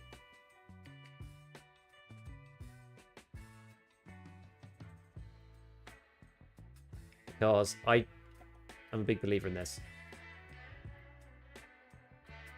And I think this is the way to get it noticed. I don't see any other way of beating cheaters, to be honest with you, which is why I'm behind this solution. I've spoken to the main guy over there a lot, and I know some people have their cautions about it. I have a question about this play safe. Does it work in Russia? I believe it works everywhere. I would have to actually check specifically about whether it works in Russia. I think it works anywhere. I don't think it matters any of the stuff that's going on, because all you need is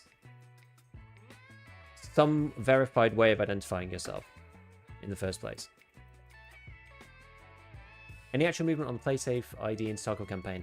Well, this is kind of the deal, right? Like, I think there's a strong case for it. They've now got it into Scum, which is a 20,000 player game, like current people, which is a lot more than I thought. Actually, I've never played Scum, and it's working really well. They had 2 servers. They've moved up to 20 servers, or they're moving up to 20 servers now. They're seeing people try to come back in and getting blocked by the PlaySafe system, which is awesome. And the servers are like full, so that's why they're adding more, because people can't get in. But Scum works a bit like DayZ, so you know you have to be on the server you're on to get any progression. How many players per server in Scum?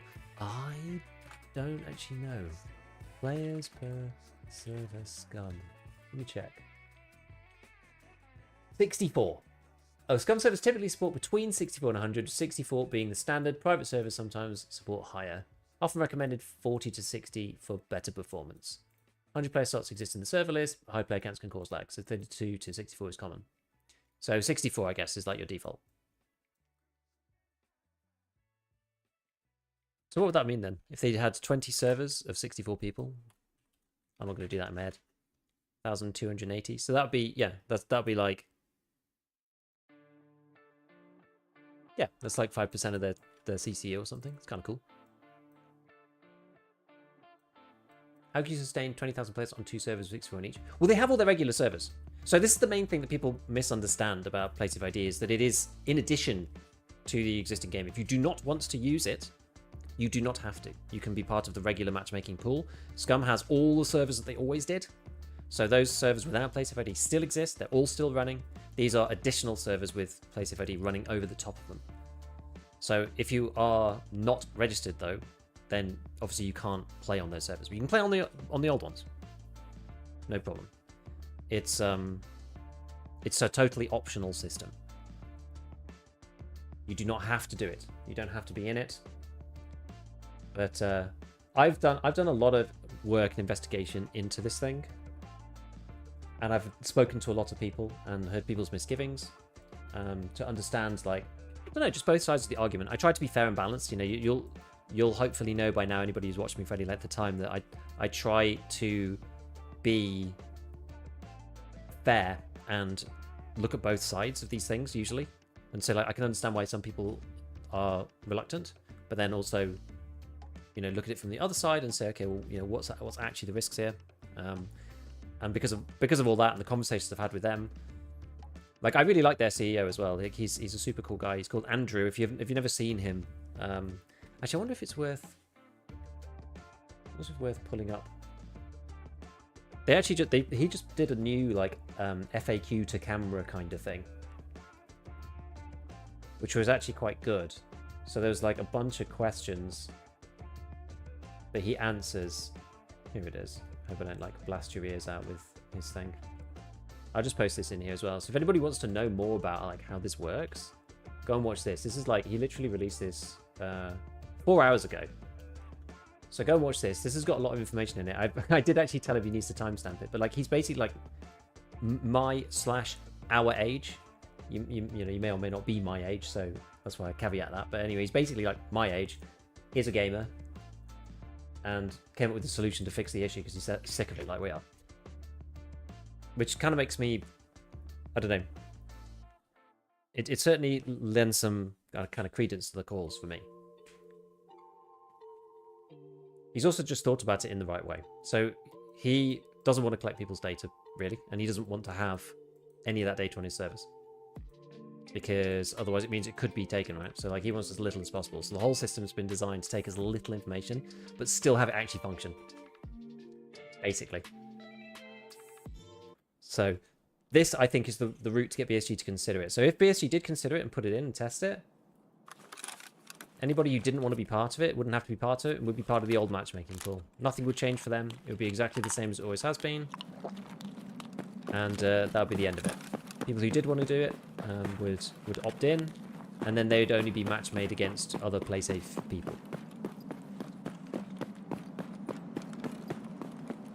I wonder how it worked out, maybe region server select. I think it'd be, I mean, the way I understood it is that it'd be done literally at the account level, so.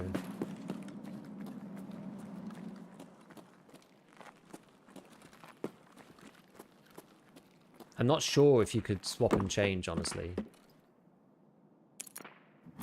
Like maybe you could click a box somewhere. Yeah, maybe in the region select you could like turn it on or off. I'm not actually, I don't know, because I guess like you'd still be able to need to play with your friends, wouldn't you?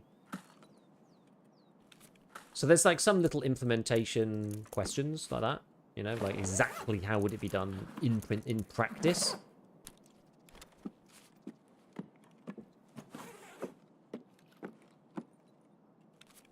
What's this one? Ooh, yay. Mr. MVD. You spoil us, sir. You spoil us. It's funny hearing the AGS go up at noobs, yeah, for sure.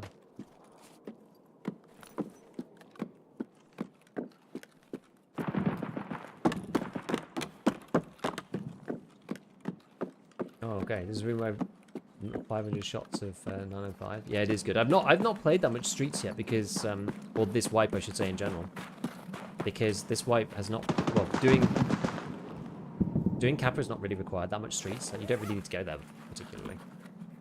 Would it not still be equally searching force bands on rare occasions? So the way that it works means that PlaySafe they don't have to do what the dev does, which gives them some extra flexibility and some extra sort of, I guess, like power of it working, if that makes sense. They don't have to follow the dev in. So if the dev decides to put a ban, they get the ban through into their system, and then they decide what to do with it. If there's a dev that's like particularly bad about false banning people, they'll take that into account and either like apply a lower penalty or no penalty, or take a look at the context of the ban and decide to change the penalty or whatever. They said they're not going to like just grid out exactly the way they're going to do it, because they can't really. Is that blue? Is that might be thingy bob? I don't want to get blasted through here. They don't want to just like tell everybody exactly what they're going to do, because people could use that to like figure out how to abuse use the system the other way, if that makes sense. But they don't have to do exactly what the have to do exactly what the dev tells them to do. So they'll receive the information, yeah, and exactly, it's cross game. So they'll have, like, in theory, as time goes on, they'll have like more information than any individual dev would about, like, you know, about your game history and like what it is that you do and whether you're likely to be trustworthy or not. You know, if you've never ever cheated before ever, after like 10 years, and then you suddenly get banned out of like a game with a shady track record of giving out false bans, then they might actually just not even ban you at all. Like this is the thing. It depends on the context. So their whole system is going to depend on the context as to what they actually do.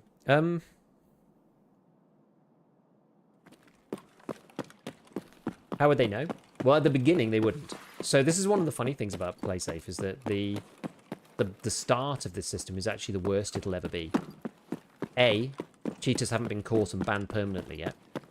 And B, they don't have any account history on you either. But over time, you would hope that it would be good long term.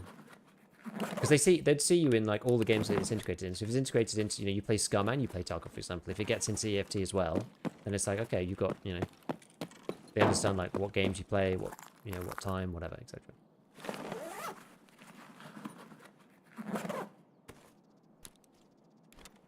How you doing? I'm doing great, Hugo. How you doing, man? Oh, to God, the machine gun shooting. Oh no, it was scary, right?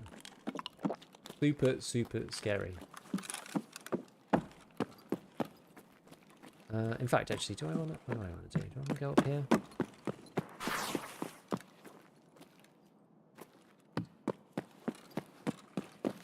I feel like I just want to take my debtor thing, but at the same time, like, debtor's really easy to do, so maybe we'll just go and loot one of the rooms that we were looking at before. The Zmesky one. Yeah, Colontai was up in there. I did actually see them, and I thought, should I walk this way? Well, it looked like they were walking the other way. Yeah, sounds like an uphill battle to implement, but awesome. Yeah, exactly. But I think that they're onto something. Like, the hardest part for them was getting the very first one. Now that they've got the first one, I think that they're going to be on the road to doing it. That was probably my biggest worry for them, because I actually believe that this will work. I'm a big believer in the system. I think it'll work. I really think it'll work. But I think, yeah, the hardest part was getting like the first like one or two, and especially the first one. Where did I want to go? Where's Zmesky again? Oh, so you have to go through here, don't you? Kind of annoying. Gonna get shot up by a sniper scav.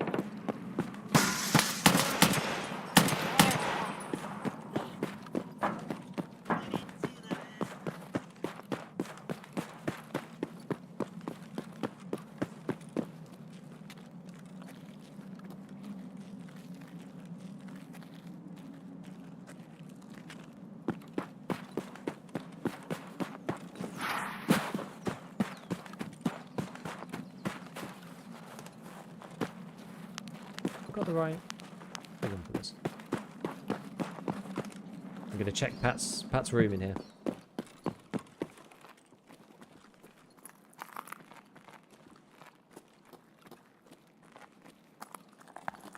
Someone up there already?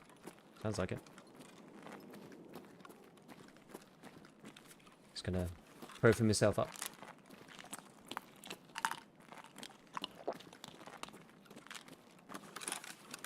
Seen the new flashlight? I haven't, no.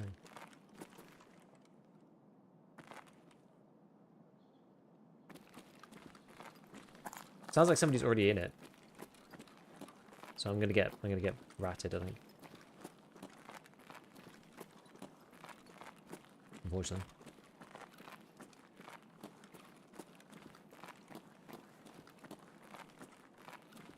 Oh no. Where was the footsteps from? Weird. Downstairs, okay. Interesting. Okay, so let's have a look.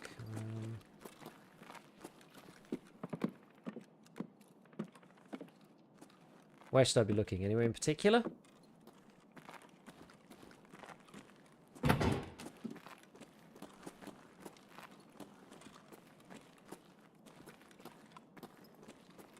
haven't seen anything in here.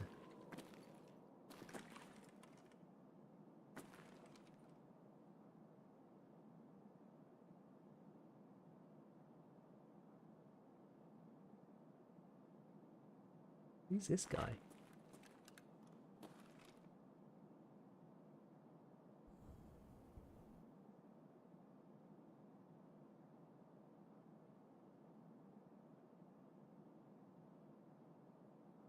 I wonder if he's going to pop into that opposite apartment again. Saw him on the bridge, but I saw him too late.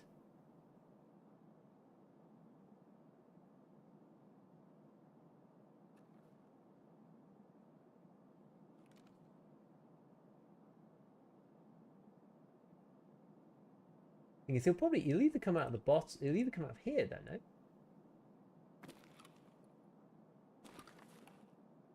Need to get some more arm stand. When he come out of this like bottom bit, he's either gonna go back through this way. Is that scav? Is that player? That's a scav.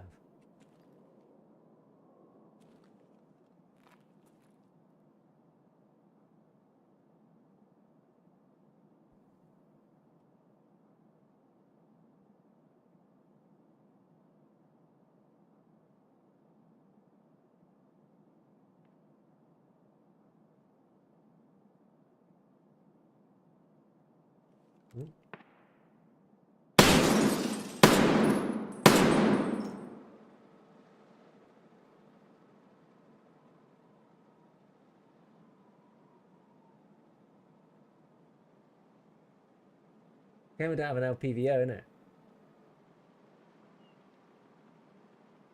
Never mind.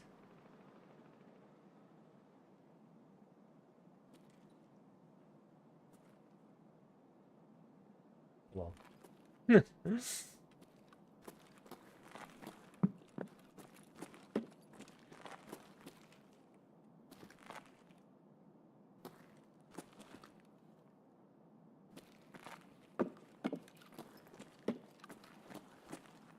Golden egg, Veritas pick. Yeah, LPVO or FPS. I know it's a sad choice, isn't it?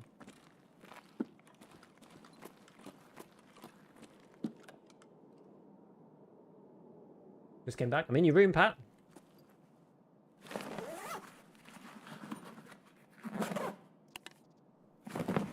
Giving a little look-see. It's not crazy so far. I have to say we've got a little bit. Got a little bit.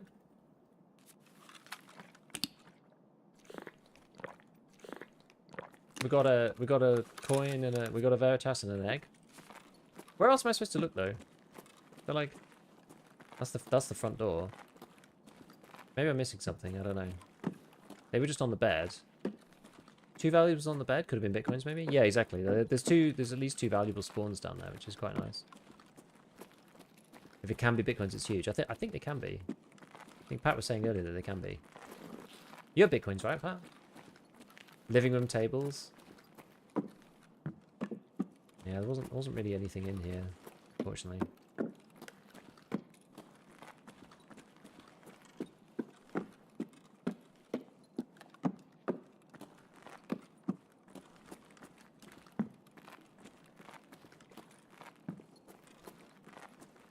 Yeah. Can be bitcoins, yeah.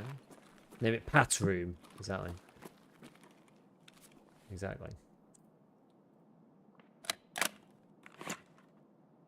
Got the most disappointing roll on your first try. Yeah, not great, but you know what? It's alright. It's alright. Where do I need to go? That's Crane, Expo. I mean, maybe we just go Expo. Expo's easy. From here. I could take Data with me. And we can come back for the next part.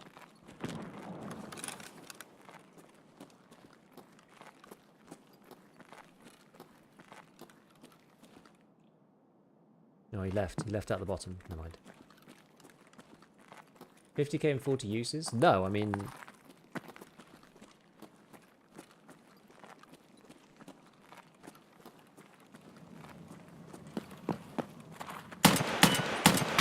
Oh yeah, one tapped. Oh yeah! Yeah, from a price to use, I mean, it's like Merrin or anything like any one of those guys, right? Where it's the key costs like so little that you may as well just take it and check it.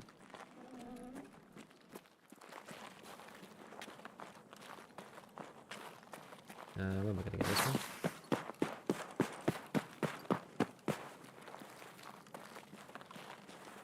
Maybe I'll go under.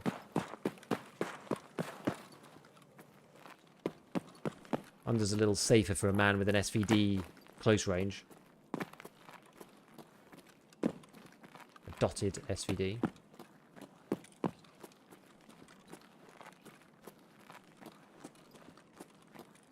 You been in here? Snow gone tomorrow? Well, yeah, I don't know. I wouldn't have thought so, but we'll see. What key was needed for that room? That was this one. This. Oh, intel. Not a bad pull. Ah. There we go.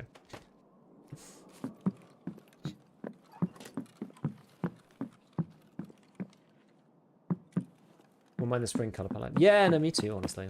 It's pretty good. It was pretty good. Agree with you on that one. But, yeah, I mean, I like this. I like the snow. I think the snow's cool. I think it's like, I always miss it when it's gone, and it's not back around for so long each year that it's like, no. I just miss it. Always just miss it.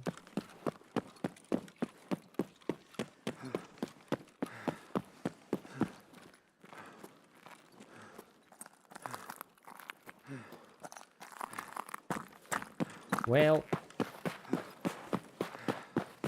got a shot off at some guy and got an intel, so it couldn't be too bad. And yeah, we got that Deta one done. So the reason why I want to do Deta, I don't know if you need to do Deta for Kappa, to be honest with you. But you do, if you want to get Lightkeeper open, which I kind of want Lightkeeper open to have like the 4 CFDM radios open as a quest. Because I want to try and like game the Cultist circle. Because I think if I've got like a whole bunch of them open, it might give them to me more. I have a feeling like if there's more slots open, you get a higher chance of getting them. Or at least you might get them en masse, right? It might give you like 5 or something in one go.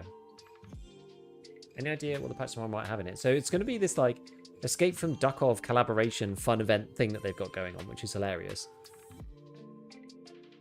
Where's my...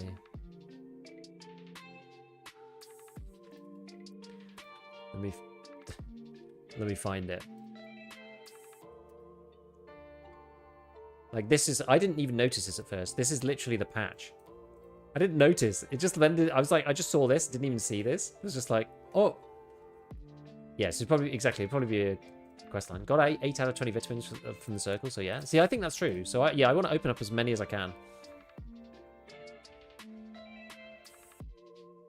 Shooting rain targets in the background. Fuck off. Yeah. They've had, I mean, they've had a few like duck hunt things coming up, but I mean, what exactly did they say? Let me find out. I don't know if they actually said anything in particular. They just said we plan to install between 4 and 6 hours. Blah blah.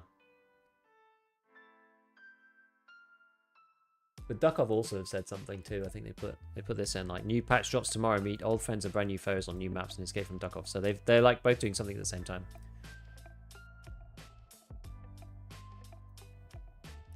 Right, let's do this for Deta, and then we could do the one after that. You got pierced by a crowbar? No way, mate. House arrest. Now this is the one in Iron Key, I think.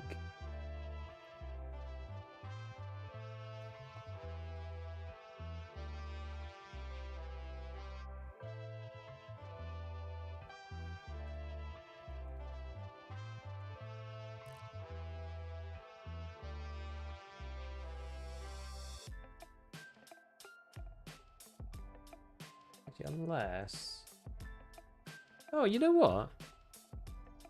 Oh no, we still need to do house arrest.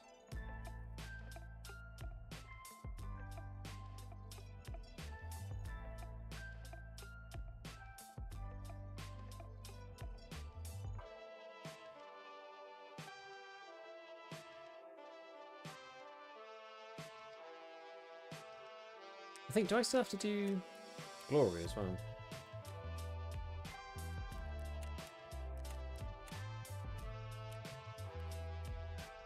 Right.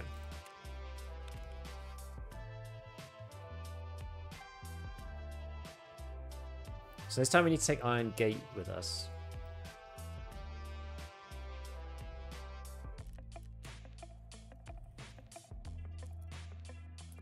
Might be worth taking this one. This one's like, it allows you to get out the back of take 15. So it's not required, but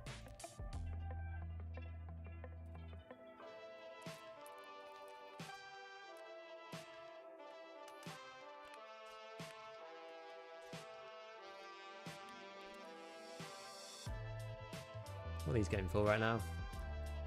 300? Pretty good.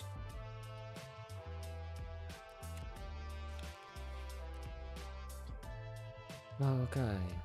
So yeah, we took our AP, that's nice. Not that I care about sniping quests anymore, but it's always nice to have a bit of AP, isn't it? Never go wrong with a bit of AP.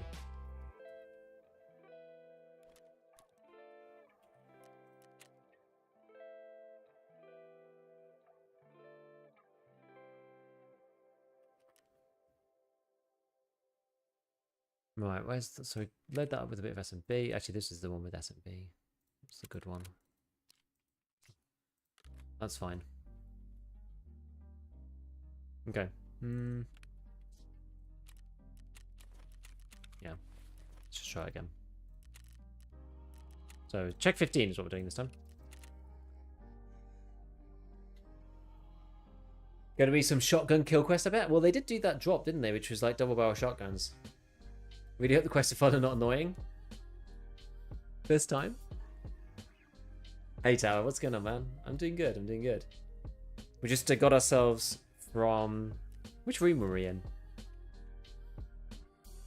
Oh yeah, MVD, got ourselves some 338 AP. Tasty. We were just talking about you earlier. Have you done any work with Sergeant Prepper? People were asking me like, oh, is it, you know, am I going to delve into the, you know, the maths with him? And I was just like, I don't really do the long range stuff, but I figured you two would almost certainly have worked together before.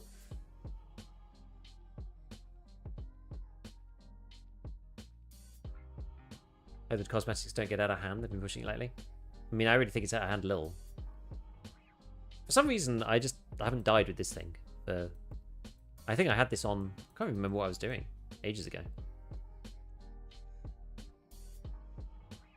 I'm a mod for him on Twitch. I give him a chance to tinker with his. Nice. Nice, nice.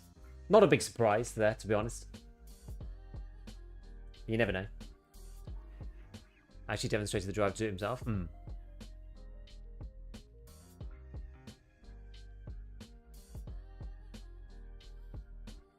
mean, he's committed to the cause, right? Arena Frostbite Mask was a wild move. I agree, yeah. I agree. That was a bit much.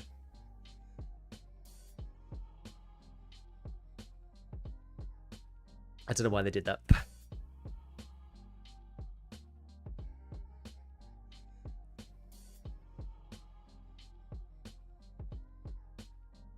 Yeah, so like Kappa wise, we're not that far. I think we've still got like a decent amount of stuff to do, but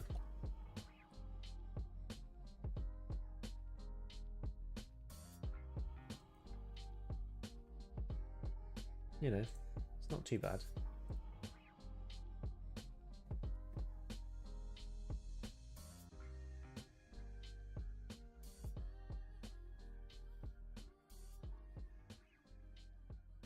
Gold, please.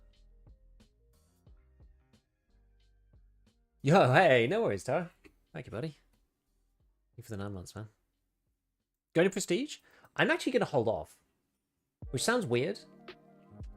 But I'm going to hold off for now. Sorry about that, thought it was subbed.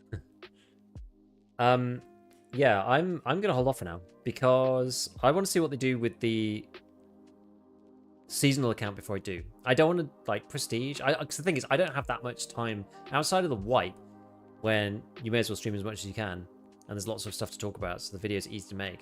I don't actually have the time to like stream all the time to get myself back up, and with the XP this wipe, it's like really hard to actually like. You can see I'm only at 46 now. So it's going to take me ages to get back up to max level, which I think is going to hamper my ability to actually create videos. So I'd rather keep my character like prestigeable, but then not do it.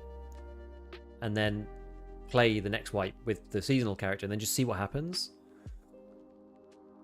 You know, I'd rather just like go through, get Kappa, go and do the story, and then see what happens with seasonal. Like I don't feel incentivized to like wipe it at the moment. Just because of the way I play. And because of the content I make, and because of the amount of XP that you need to get up there, which is crazy. I just pressed Prestige 5 and I'm so bored to level up again. I don't blame you, that's crazy. That's crazy work. If I'm working with Sergeant, he's a character and I get to watch him learn the hard way things I know for years about sniping Tarkov. That's pretty fun. That's pretty fun. Also lose all your items are unobtainable outside of their events. Yeah, that's true. See, I quite like that about the permanent character. You know, you've got all like the little figurines and all the other stuff. Like, I don't know. Something quite nice about it, but...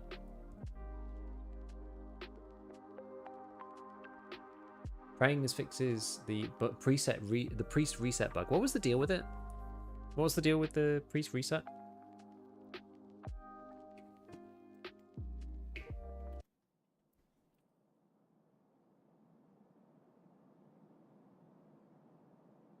Okay. Okay, we're at the top. That's alright.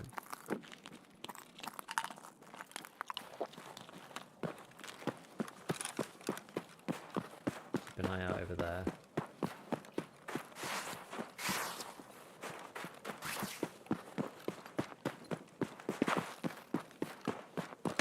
Interesting.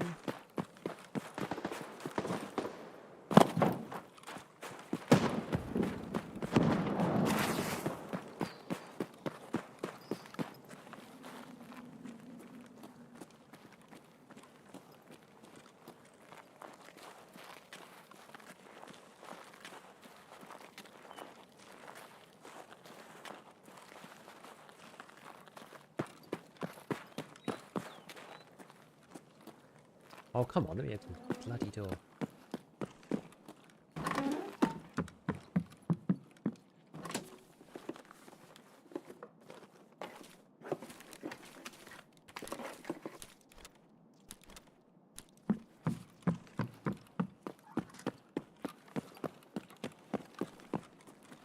Okay. So where did I want to go? Oh yeah, check 15.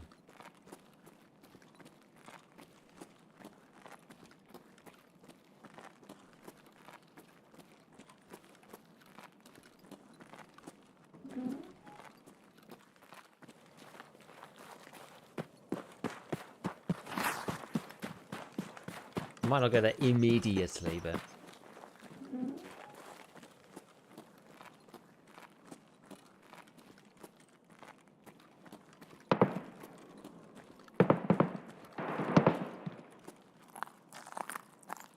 Okay.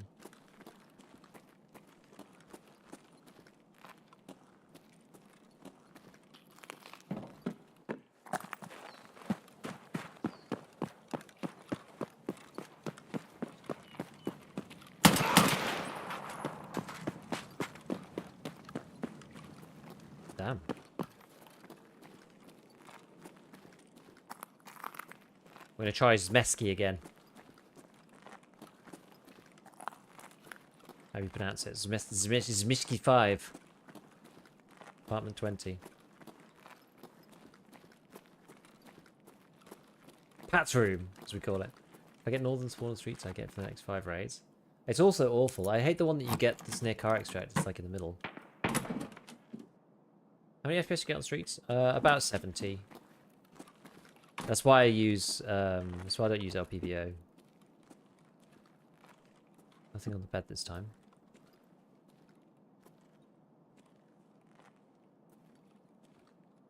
Quickly check this.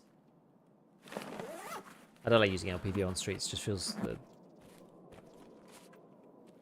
FPS just feels like too bad. But with LPV, with a red dot, I don't mind. Slash like holographic or whatever. Okay, let's see. What do we get? Ooh, 6010.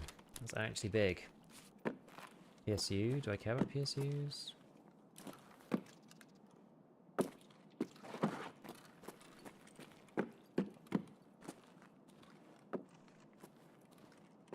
You lucky son.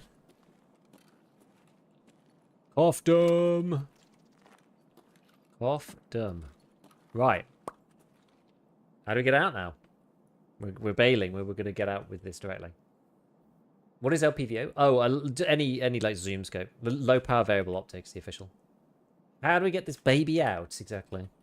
Where did I say I needed to go? Crash site, damaged house, or flare. All kind of annoying for me, to be honest with you. Quite far away. Hope someday we'll get CPU optimizations. God, I hope so. Especially customs. Have they had some new parts for the SVD? They should put an actual like real SVD in. I don't know why we have only the SVDS. I think it's sad. Just like add the real SVD. But yeah, maybe add some more to make it more competitive. Yeah. Thing is, it's a bit of a crazy gun. I mean, I guess there are like crazy guns now, aren't there? So transit scum. I'm shameless. Crash site isn't that far. No, crash site's not far, but it's a bit sketch because you have to like. There's no alternative other than just like walking past check 15. You have to like go through that middle section. It's just quite well traveled. Is the issue. Can tell you the difference FPS for streets varies a lot depending on whether or not Kavan and Colin have spawned.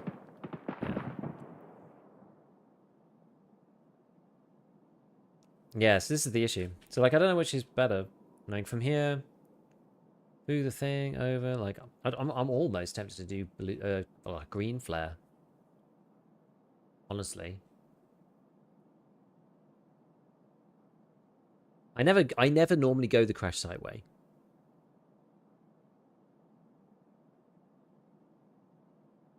I always go via Pinewood, but I don't know if that's a good idea.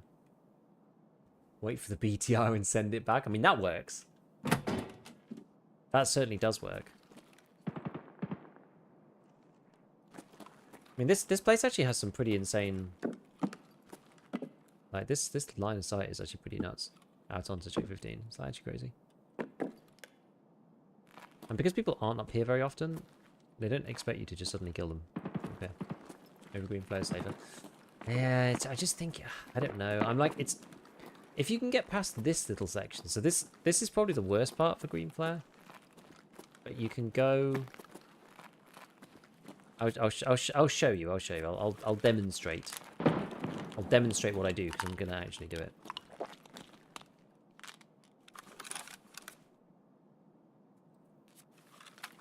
I also think green flare.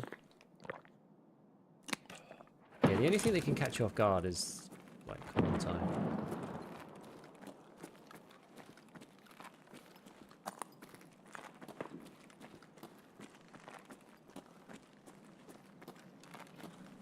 So what I often will do, so I'll go this way usually.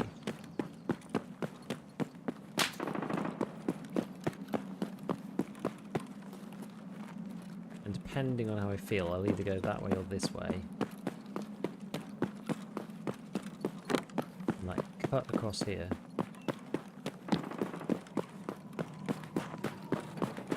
This is the worst part, I think. Honestly.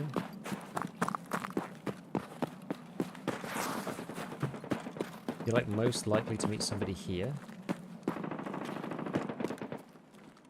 Why am I stuck? Jeez. They've opened this area out quite a lot now, so there's quite a few paths through. It's not as bad as it used to be.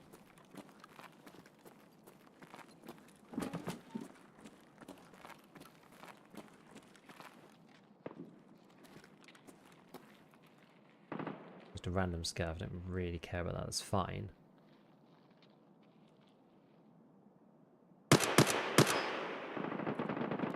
Me? It literally is at me. Oh no, it's not at me.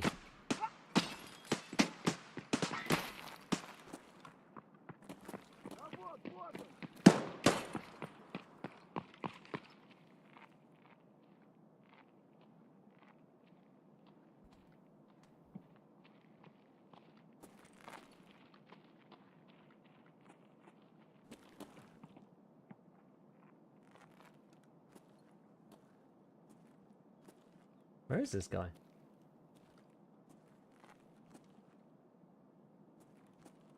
Maybe it's not safer. Yeah, underground. Yeah, they went underneath, didn't they?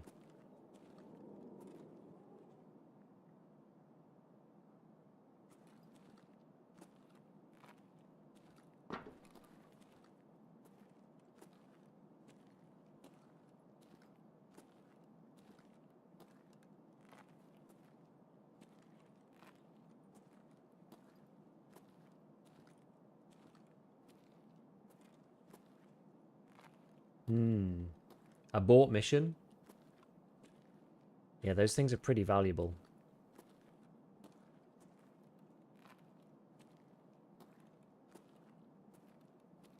The CFDM radios. Okay, well maybe we'll go crash site then. Maybe we'll just change. Oh my god. Oh bloody hell, it's another one.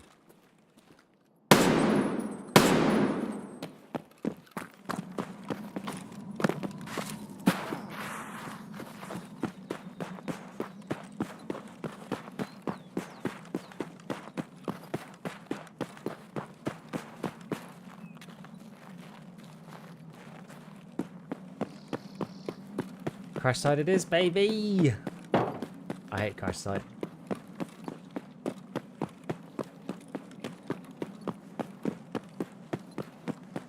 I typically don't have good experiences in crash site, but we will see.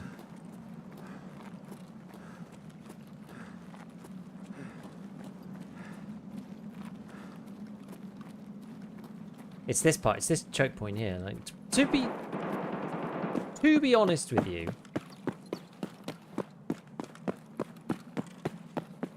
sometimes it's okay. There's just too many angles for a solo to deal with. It's just a classic like city fighting type of thing. There's always people in this building for some reason. I don't know why. People love to sit in this building. I fought numerous players inside this building and it's just driving me completely crazy.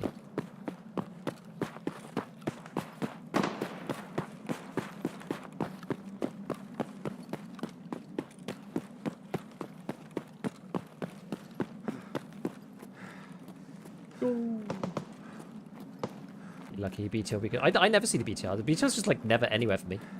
Pretty much ever. It's so wild. I just never see it. I like sitting in there with the bolty. That's chaotic.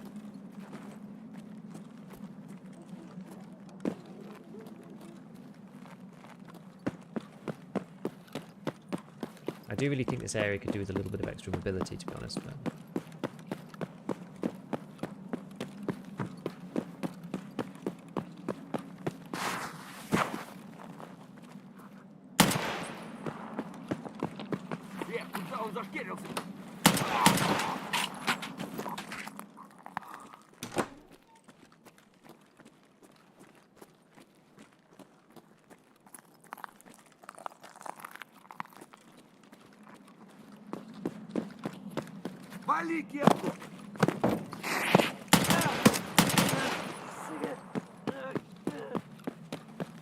I can go to security on the way up, ammo?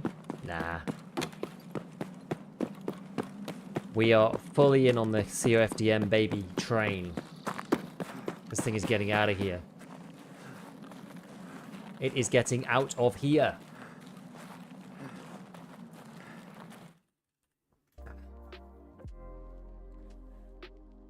Yes, Mr. Malik over on YouTube. The stream is indeed a playsafeid stream. Go and vote in the poll /thread/ whatever you want to call it over on Tarkov.community. Go and get it upvoted. Get it seen by BSG. Let's get some of this cheater scum out of the game. Autumn just wanted your copter to be scabbed and was waiting for you. I do not doubt. Those might be coming for Kaban. Yeah. It's like the rarest item in the game for me. That's like a LEDX. Genuinely. It's because you need so many. It's because they're rare and you need so many. Need to do something about it for fully split playsafeid.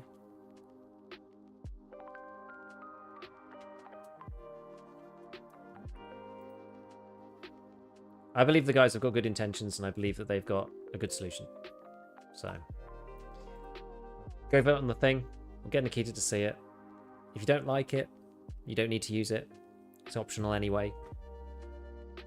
And I guess that also allows people to, you know, see if it works. And if it's great, then they can jump in later. You know, you don't need to be in the first wave if you don't want to be. Yeah, you can wait for them to put it in. Or like get them to put it in. And then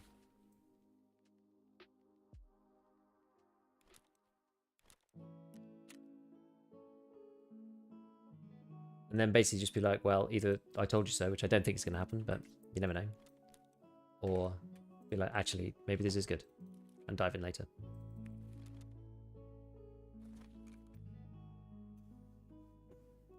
I'm just going to link to it over on Twitch as well. Even if it leads to long queues, I think so. Because you'll know the game is fair. At this point, that's all we want really. That's all I want. I just want to know the game's fair.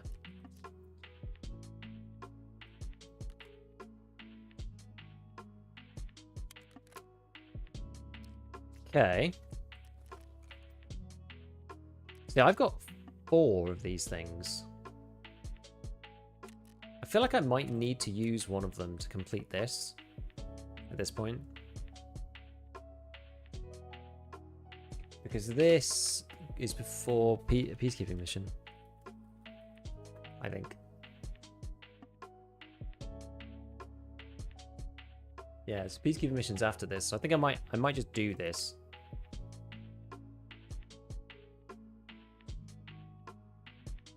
Because I gotta do it for Kappa anyway. So I think we got this one luckily. Oops. We got this one luckily, so we'll hand it in. I'll have 3 left, which means I still need another 2 for network provider. But the only thing that I was thinking was just like not handing it in, because if I don't hand it in, it might be more likely to give it to me. But I'm not sure how to hide it from the system. Does the game know? If it's locked, does the game know? I feel like the game still knows that you've got one. If it's locked. I've got mine. My others are hidden away. The reason for the weird question, I've got the others hidden away in here, in the gear rack. So I've got one in here and one in here, but it won't let you have more than one per mannequin, because it says that you get hit with the item limits. Locking it hides it. Okay. Thing is, I think it's... I have a feeling it might still know, because it says turn in, so it knows I've got... Oh no, I don't have it locked. One sec. If I lock it, I think it still shows up, doesn't it? It shows up, but it's shown up locked. You'll still think you need whatever you've locked. Maybe. Maybe. That's the thing. I was just thinking, like, leave as many open as possible. Maybe I will leave it. I'm not going to do peacekeeping mission like now. So maybe I will leave it.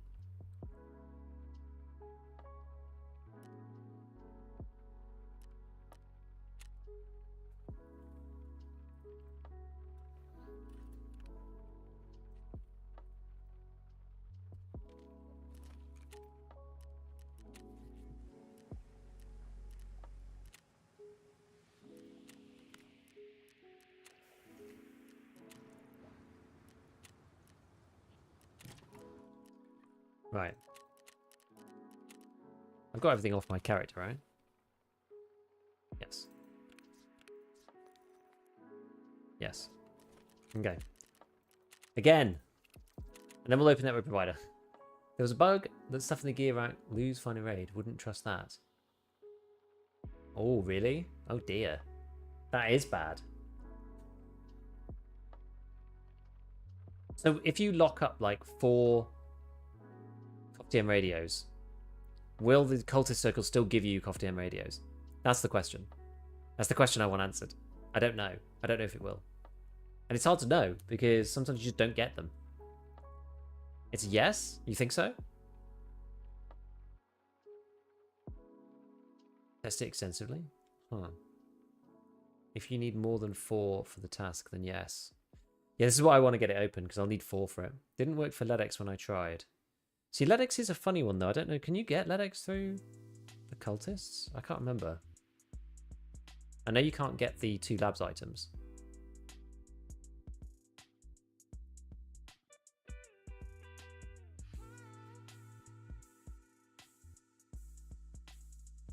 I have 4 times on mannequins since start 1.0 and they are still finding raid. It was thing is, it's probably a historic bug that happened one time. Like, you just... One of those things about Tarkov, anything can happen at any time, I guess.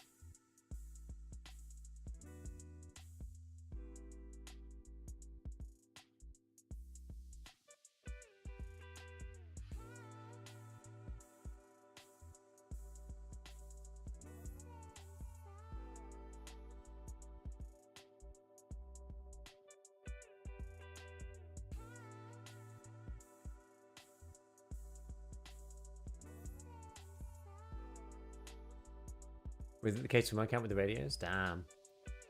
Oh, good. It's good. What, for getting them in the cultist circle, not losing final raid. You can't get lions, anything with Jeff out 1, solo, and int.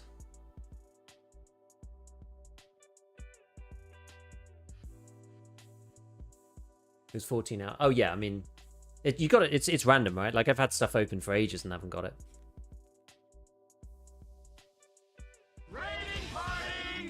Yo! Welcome, Axel. What's going on, buddy?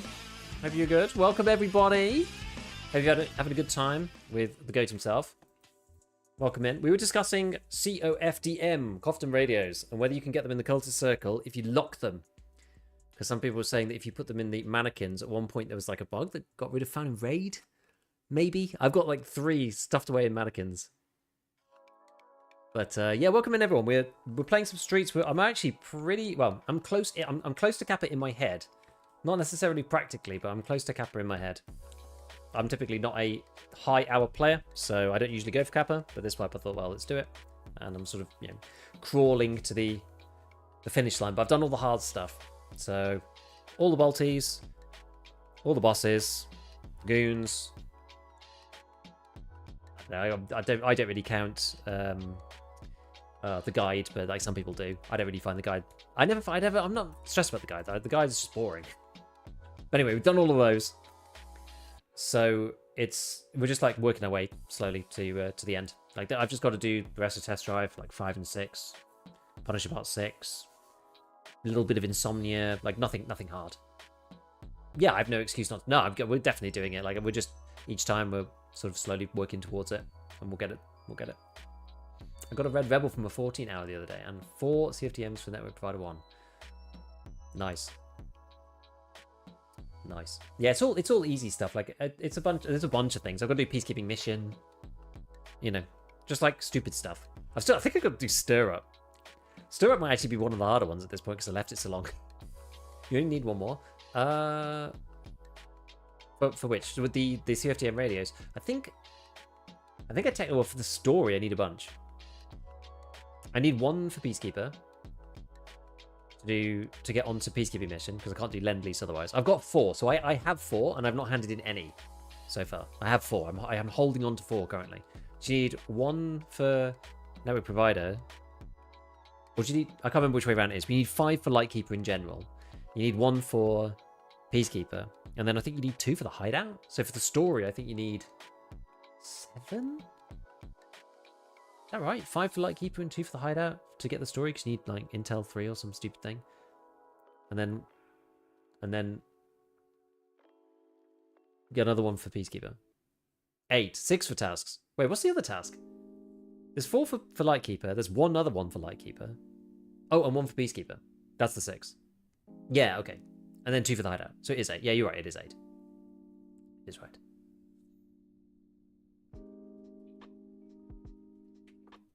We were also checking out Smesky 5 Room 20 on a recommendation, and that's actually where we found the CFDM. So 2 for Peacekeeper? Nah, it's 2 Vertex.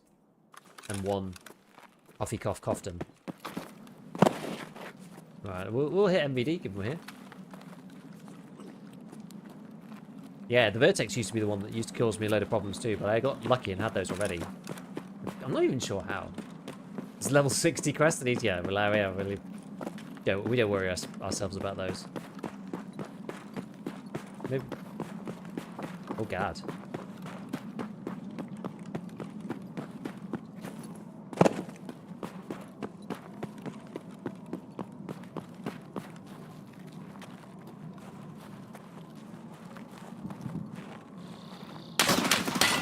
Oh jeez! Someone can spawn in there? Freaking hell. Okay, so player. I was like, door's open, that's crazy. Maybe the guards opened the door. Holy crap. Gonna lurk while I'm at work? See ya, junk. What the heck?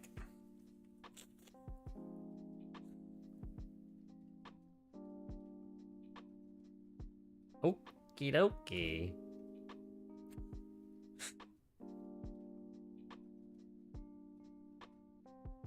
The enjoyer of femboy. Who's this player? Nice drip. Oh, look at that. The Viper M4. Love it. M995. Kablamo. You still on today? I mean, I did an evening stream, so it's just late-ish for me. Have you tried tinkering with the G36 at all? I do early wipe. I didn't this wipe. I do sometimes early wipe, but I didn't bother this wipe. Is it even possible to spawn in that? I don't know. Maybe spawn in the tunnel bit? I didn't know. I didn't think you could, but... You could hand in 1 confidence, you still need them regardless of the Cultist circle? Well, that's the thing. I'm just trying to open network provider because then I'll need loads. The goals and means quest. This quest a pain in the ass. What's goals and means? Which one's that one? Anyway, to get the toilet room key without using the Cultist circle. Which one's which one?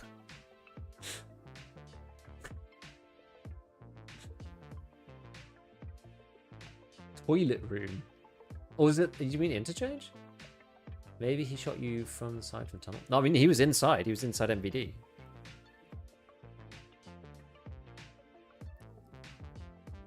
It's in the woods depot house. BTR takes you to guaranteed tank battery spawn. Oh. Oh, BTR. Ah.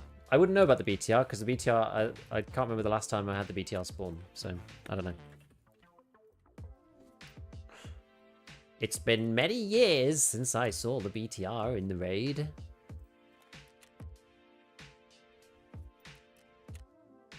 I don't know what's up with the guy, but I literally just never see him.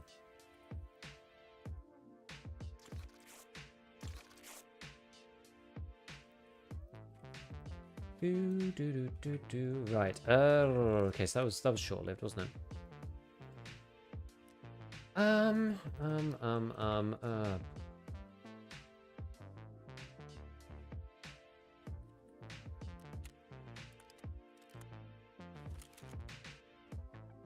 I'll just grab this one again.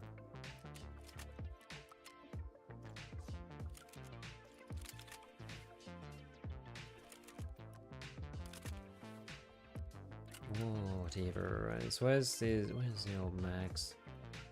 This bad boy. Why just buy a bunch of them because I can only buy a few. I've not really had to shoot that much this stream, which is a bit depressing, but is what it is.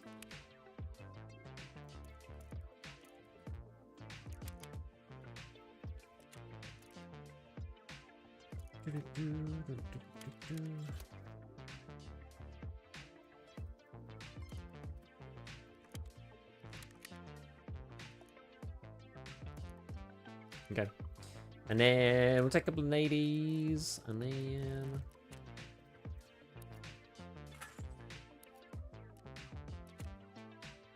just take this because it's easy. Slap this into here. And then we should just be able to go, I think. It's such a shame that streets take so long to load. That's like the biggest biggest bugger about streets. It just takes so long to load. It's like 6 minutes to get into a raid. And if you die off the rip, it's like... It's a great video, great by the way. Thank you. Thank you, Brickle. Thank you, thank you. Glad there's a Cultist recipe. So for anybody who just joined, today we're doing some stuff in partnership with the playsafeid guys. Big believer in this project. If you haven't already and you think it's a good thing, I don't even know where it's gone. Tarkov community. Go and get this thing seen by the devs, BSG guys.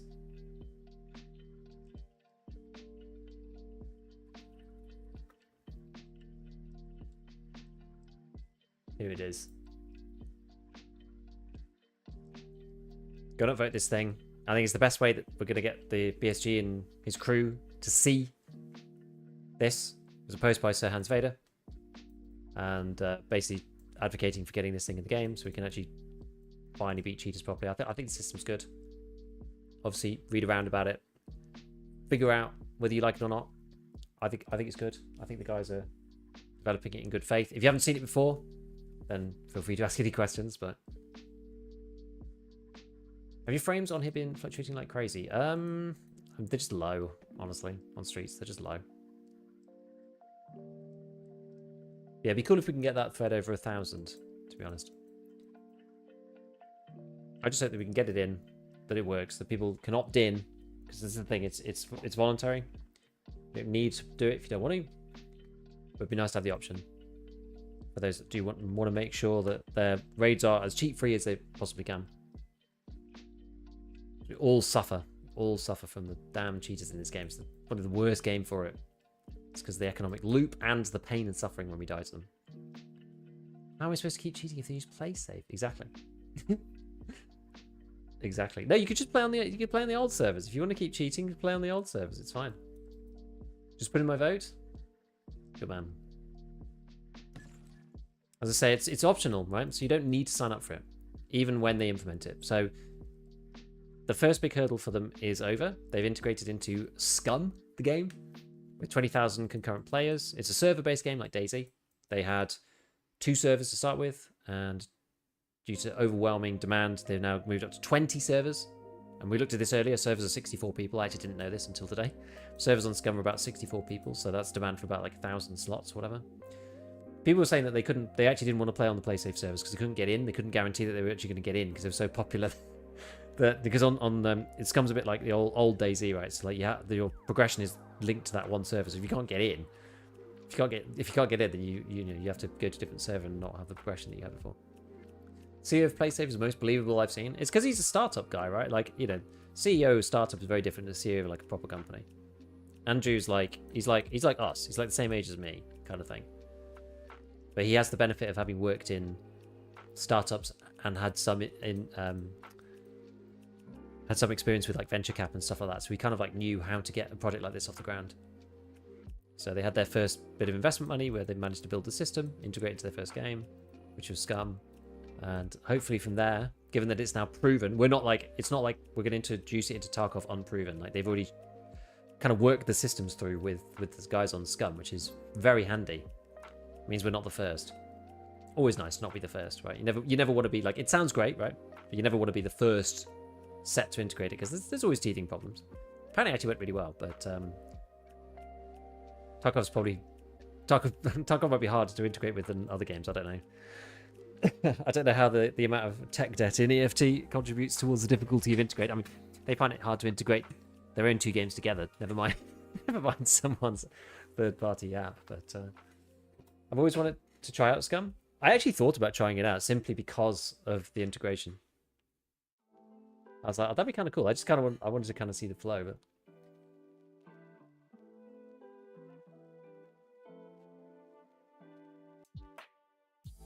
Kickstarters appear nice at the beginning when people encounter success tend to become corrupt. Well, the thing is, the system relies on them doing what they say, otherwise it won't go anywhere, fortunately.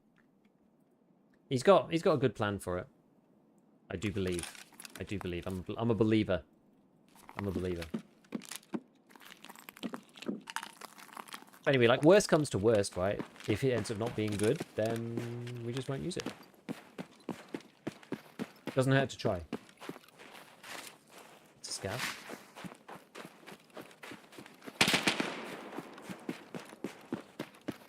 Okay, we know someone's up there this time.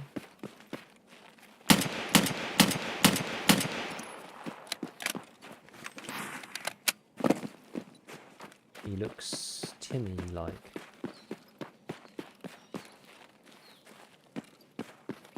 We're not going to go the obvious way.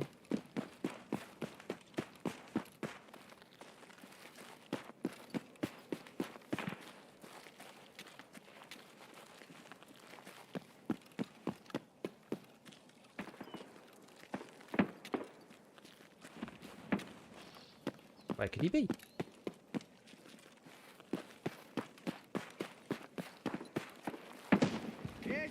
Мы стрелять не хотим, мы так наблюдаем.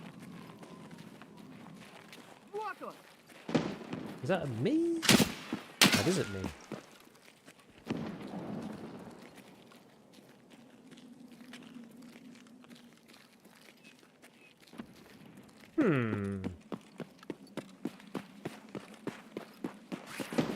Where's our boy?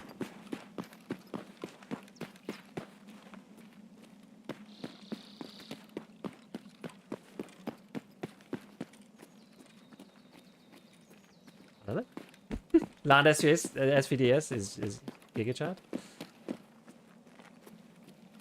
He doesn't love a loud SVD, eh? I'm actually gonna put that back in. Yeah, so I need to go to check 15. I'm gonna go there straight away this time. Actually, maybe I will go into this first.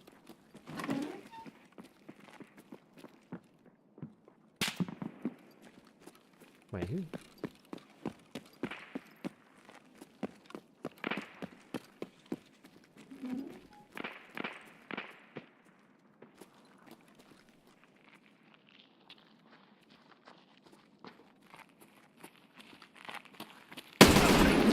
Damn it, it's just a scav.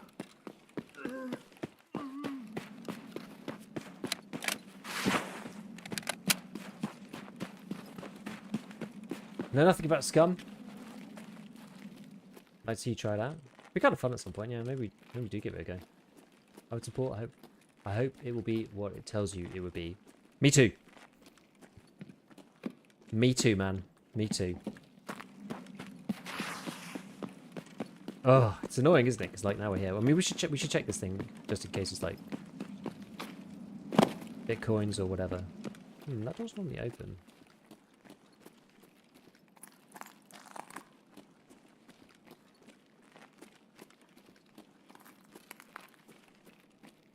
We're checking this room each time now, because we may as well. Part of our mission. I don't really want to find another CFDM and then have to leave, particularly, but we'll do it.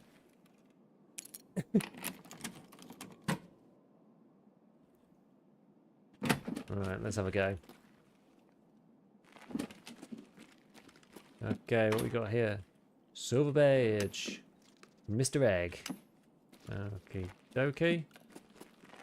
And then... anybody outside? There is actually somebody here.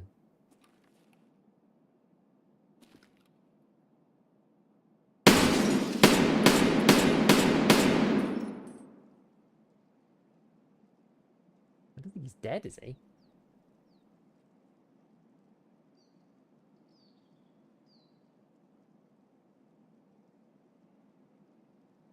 How's he not dead?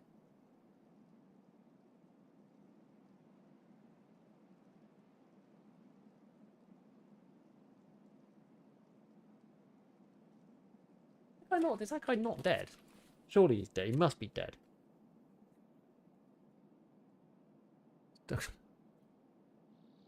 Yeah, he's dead. He's dead. He's definitely dead.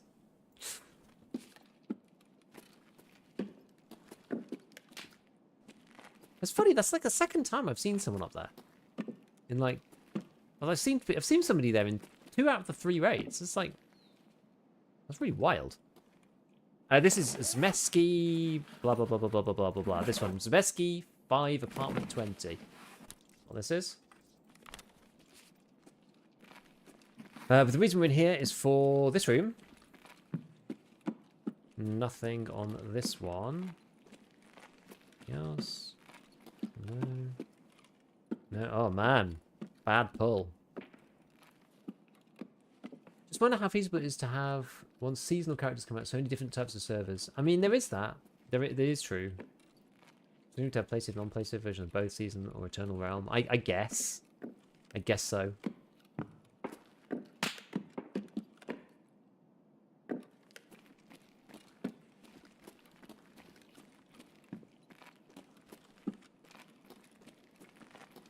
I guess so. Yeah, I'm honestly not sure.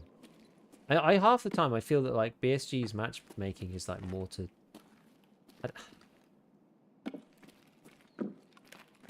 Maybe in like low pop regions it might hurt, but.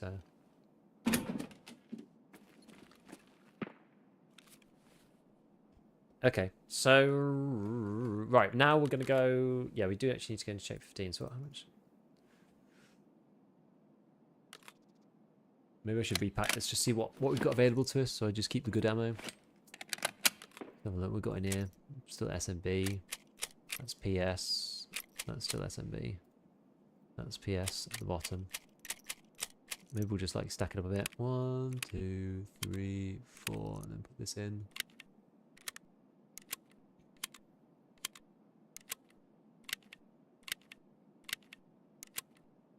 Wait for it to go in. Then we can go to check 15 with full vigor.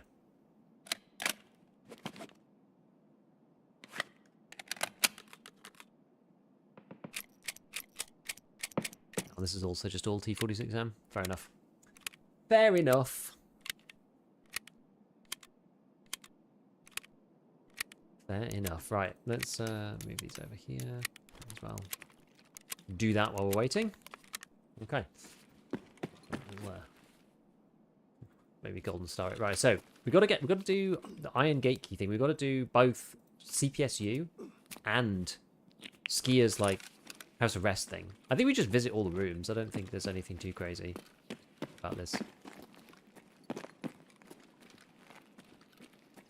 Was that me? Is that my own footstep?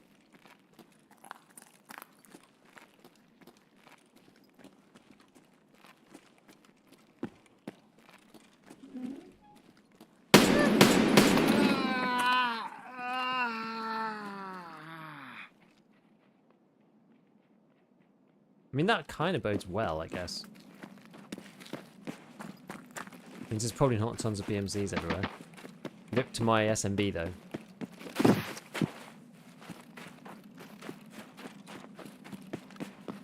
Doors shut as well. Doesn't necessarily mean anything, but...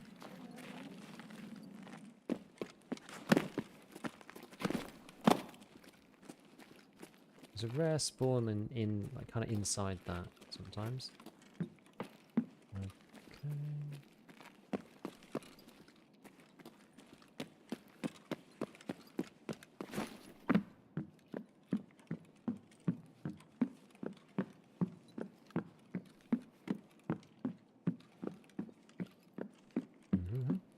Alright.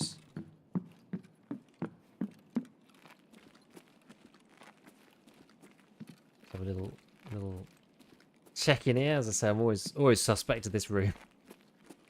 Always a funny one. Oh, house arrest requires 2 keys. 1 and check 15. Part 1 is the cells, part 2 is check 15. Oh god. Do I have check 15 with me? I don't think I do I? I thought you just needed iron gate.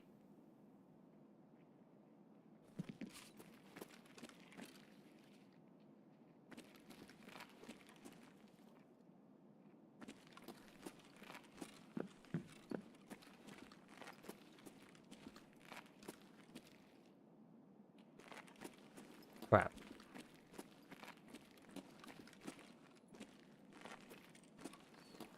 No.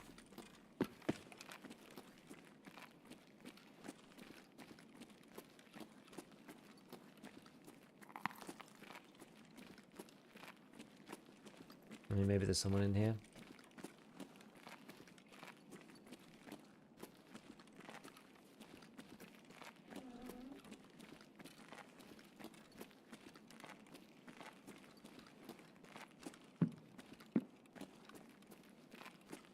doing part 1? Let's do Iron Gate. Oh, I'm doing part 1. Yeah, I'm doing part 1, thankfully.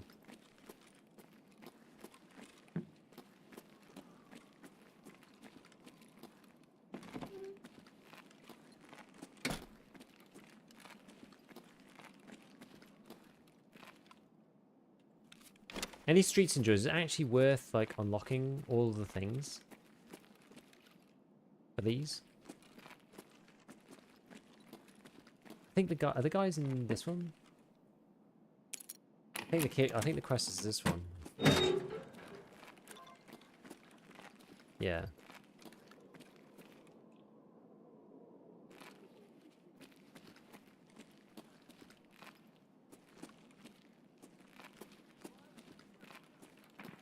Two has the gold spawns. I know one of them does. I always forget.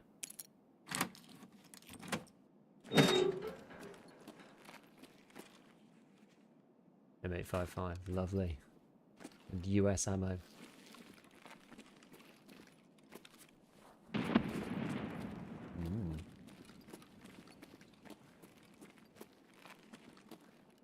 think they nerfed them hard. I know. Remember, it was like really good at one point, but now it sucks.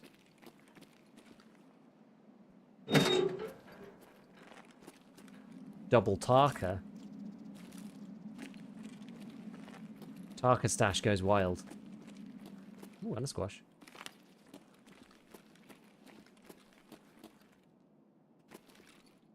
Which is this one?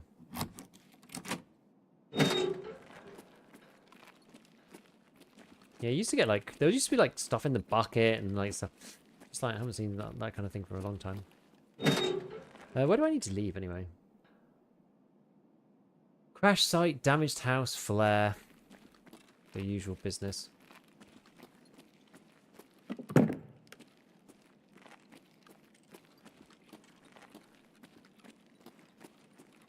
Which one's the CPSU room? Have I been in it already or is it down here?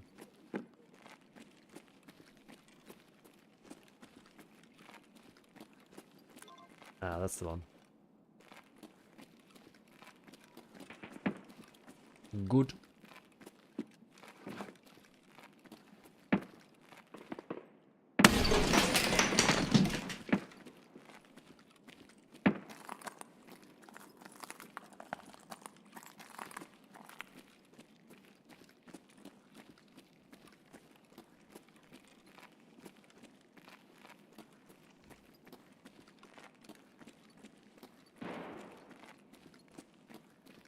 Dude jumped but survived. I was watching Axel and now it's beef time! Hello, Vapor. Yeah, what do I think from here? Maybe Crash Site is good. If given we're already here.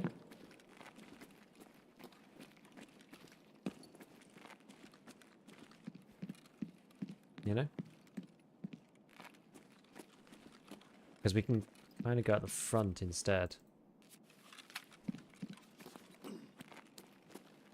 Living room, green battery, cable, elite tool.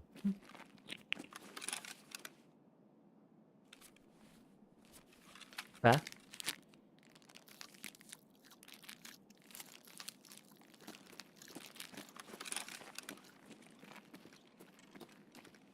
Hope no one catches us on the way back. Would be unfortunate.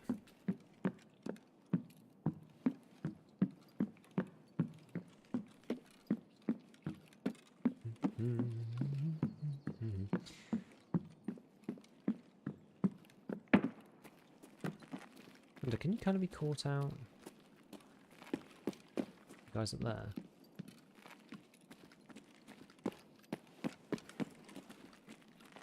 Now we could go this way, it's probably safer.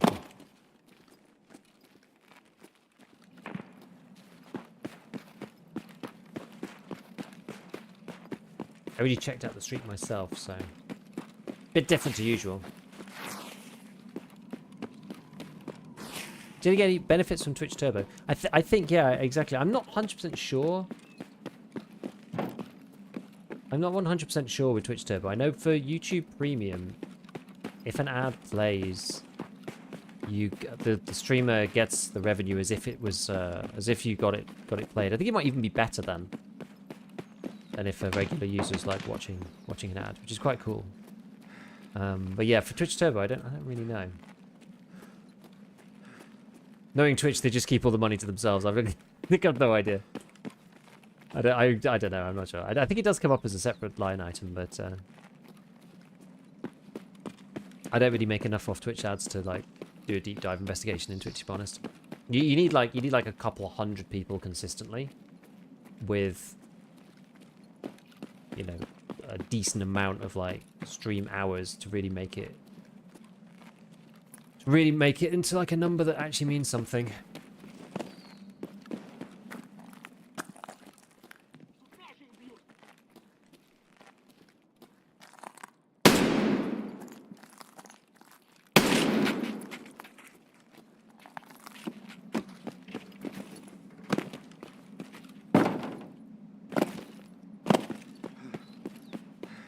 Weird to have all those guys like dead there.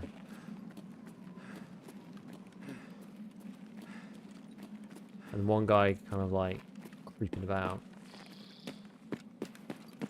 Yeah, I don't think that's your aggro. I know that's my thoughts too. I feel the same way. Too much fun jumping. I was actually jumping tactically over the tops of the like sight lines. So past the archway and then past the shop front. So if somebody did shoot at me, it was like they wouldn't be able to see me. I do like it though. Okay, so that should, in theory, open up network provider for Lightkeeper. Not that I really need it now. Carl Freya, hi! Thank you for the chat over on X. Are you a gun guy IRL? You can't really be in the UK. So not really. It's not really a thing you can do unless you really are like a hyper enthusiast. Yeah, this is the guy, random guy up at the top. Friendly reminder, what would his wallet start checking scavs, pockets especially? Yeah, I need to do that actually. Good point.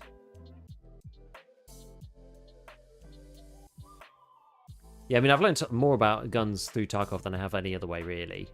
The only gun that I've had like significant exposure to is the British rifle, but that was through the cadet force, which you can do at some schools between the ages of 12 and 18-ish. So that's the only real weapon experience I have is with that one platform, the SA-80 style weapon, but it's like the bastardized like single like manual action cadet version. Gun customization Tarkov is so insane. It is good. Hey, Harrispex, what's up, man? Yeah, I can answer a question, sure.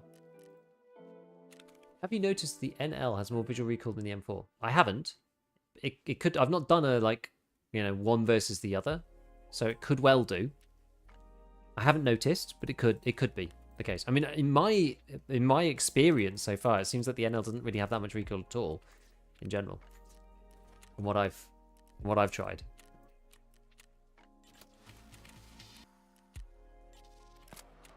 Okay. Right. Now that should open up this now. Okay. We got one of these that's locked. We can pop these in. We can pop these in. And we can pop these in. So now, hopefully, we'll get more of these. Because I've got 2 open now. So now I've got this open. Hand over the transmitter. And I've got this open. With 4. Back when you were little kilo beef. Exactly. Exactly. No, it was fun. I enjoyed the cadets. It was good. I've talked about cadets a bit before on this channel, but we got quite a lot of exposure to the weapon platform. Like we used to do like strip the gun down and rebuild it back up and like learn how to take care of it and all of that stuff. Like I know all the drills for it, the stoppage drills and everything else. Could probably still do them now. It's very muscle memory orientated. I had a feeling the NL had a great rear recoil, but high frequency shake for some reason. I just really like it, to be honest. I thought the NL was amazing.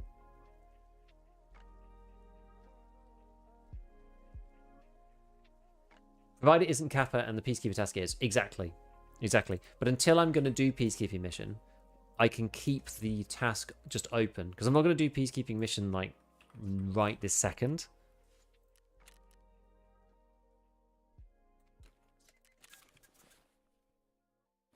I guess I could. Which maps do you need for Peacekeeping these days? It's easy. It just takes a while.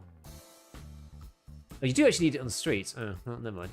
Depends who the streets on, because I could have done it on the streets. I was always under the impression you lived in Florida. Really? Where did you get that impression? Well, goodbye world, where cofters will stop spawning at all. We shall see. We shall see. Yeah, what made you think you lived in Florida? That's funny. Yeah, Peacekeeping mission is scavs. Peacekeeping mission is quite easy. Gigabee, Florida man. And now you could hand in the 2 from the gear rack and still leave it open with the Cultist circle. I'm just wondering if there's any benefit in having 5 open. Do you know what I mean? Like, is there any benefit having 5?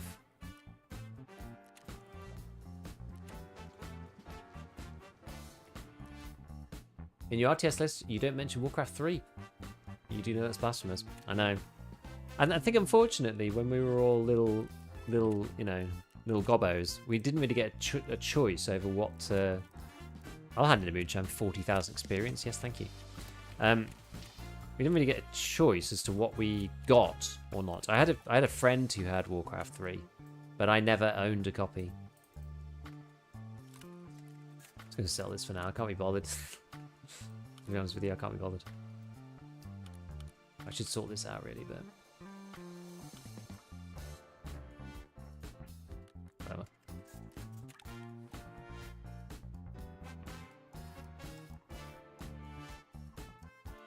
Well, I've played Warcraft 3 and Tarkov 2 custom games. I don't get back too much in Tarkov. It's been a long time since I played, like, proper RTS. Long time. That genre got decimated by the scourge of MOBAs. I mean, I ended up playing MOBAs for a while, to be fair. I just find it's hard for me to get into MOBAs these days. To even go back and play, like, Dota 2, which is one I played a lot. By the way, I heard the fixed circle and the Vagabond quest no longer effective. Yes, I did hear this, apparently. Apparently this is true. Apparently this is true. Okay, so we've opened up Network Provider anyway, which is the whole point of the reason why we were doing this. What do we think we want to do next? I might actually finish up soon for the night anyway, but...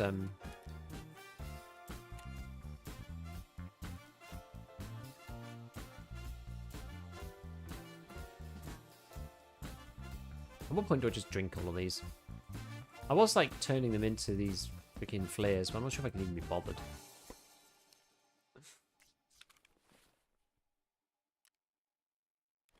Not sure I can be bothered. Well, I do need to get this SVD thing done. I do need to get this done. Yeah, you already kitted for SVDAS PvP, may as well. Like, what else have we got to do? That's kind of CQB related. Have a look. So...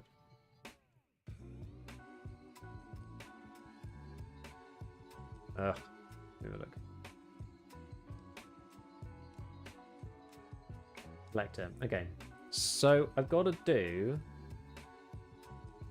That's rubbish. Survivalist Path Junkie is so boring. This is like one of the most boring tasks ever. Partly because there's just not enough scavs. They're just hard to find. I've got to do Claustrophobia, which is a gun-specific one. Oh, it's actually on here. It's this thing. Got to kill 5 targets in the Celeron factory. It's just like, I'll probably do this while I do Test Drive 5. I've got to do Every Hunter Knows This, which is this stupid... rough Tarkov one. We've got to go and find the Claymore on Ground Zero. So maybe I just do that. I've got Stir to do, but that's pistols. Which one's All Is Revealed? Is this... What's this one? This is another factory one. So again, I'm going to do that while I do Punisher 5. What's the Dragnet precursor? One Less Loose End. That's also factory. So I don't want to do that. Break the deal is customs. Documents is reserve. This is reserve. This could be fun.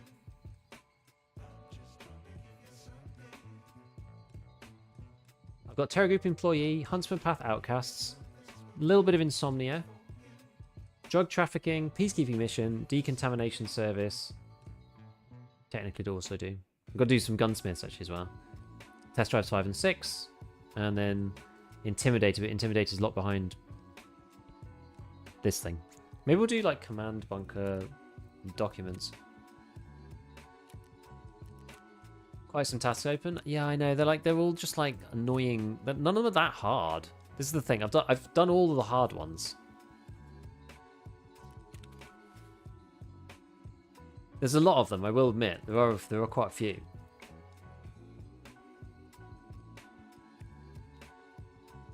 There are quite a few. Peacekeeping will be annoying. It just takes time. This is the thing. It just takes time.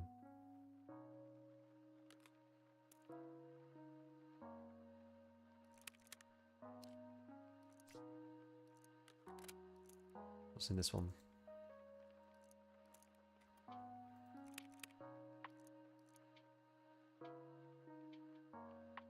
Right, we'll try this reserve one. When is Insomnia anyway? When? 9 PM. Should we do reserve night? Getting like really niche. But it's nearly there. It's like nearly 9 PM.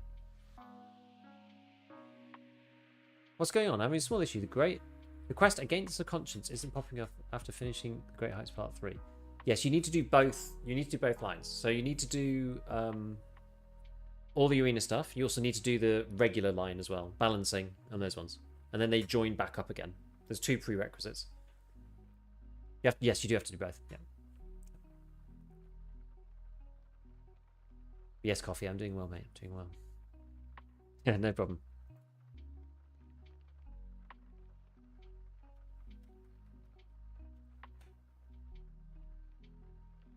I'm just thinking.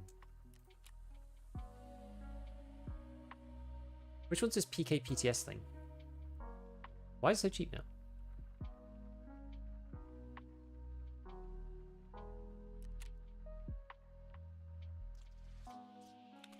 I thought people love this thing. I don't own this key.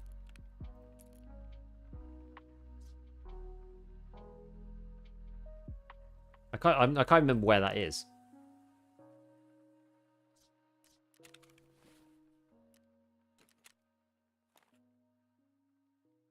Give the great work. Hey, no worries.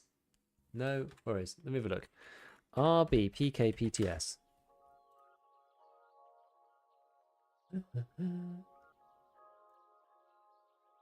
Technical part of the command bunker. Which one is that?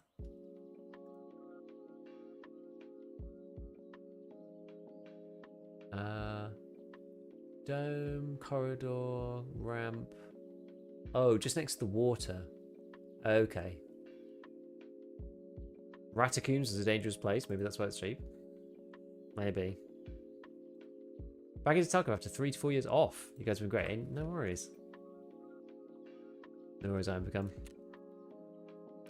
Well, let's just do a very quick scav run on factory, and then we'll play one more reserve raid.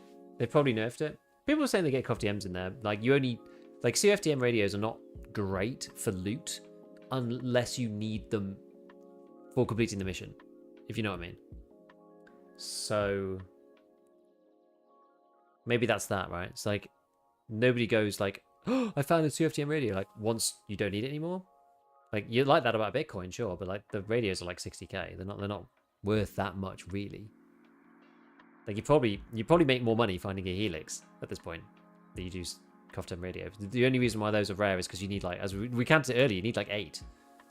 All fan in raid, like 6 for quests, 5 for Lightkeeper, 1 for Peacekeeper, and then 2 for the hideouts. It's like super lame, like super lame item. You need so many of, and then most of the spawns on Lighthouse just like rubbish. At least we found one on the streets. At least you can get one on the streets, and technically reserved, but Okay, so let's see. Can we...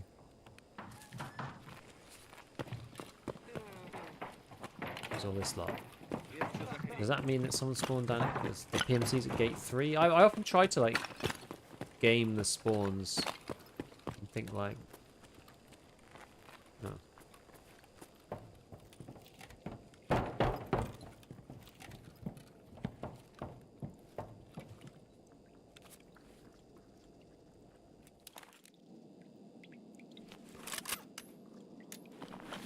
Okay, silence.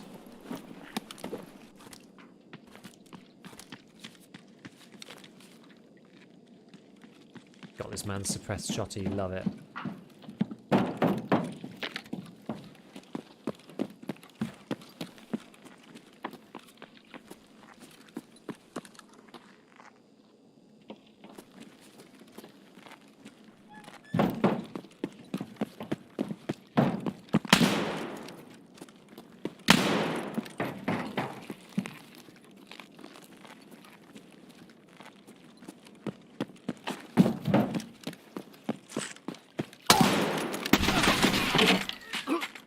Good work.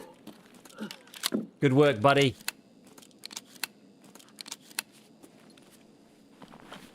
Idiot. Ugh,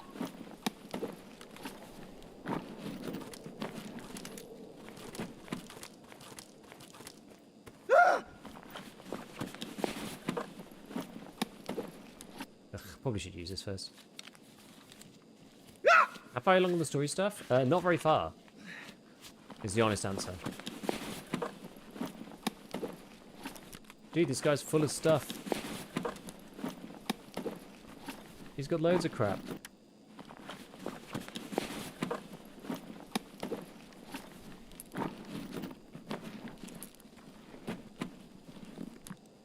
Alrighty. Oh, I probably should put this stuff across here, but no, no worries. Have you been on the cultist hunt? No.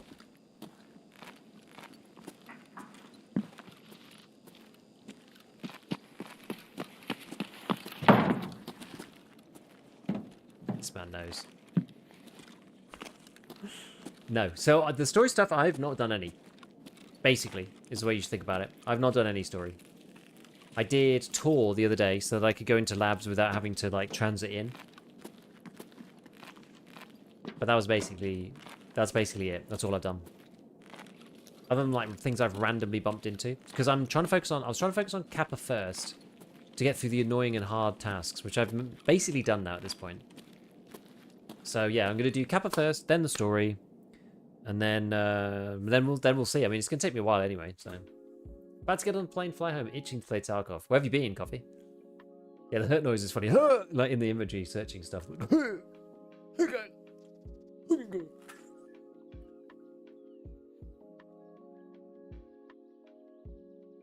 Crazy.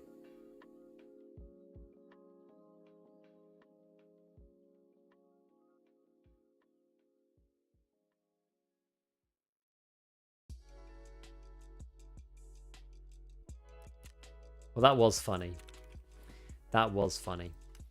What should we take? Nothing, really. Maybe a TBL and maybe a suppressor.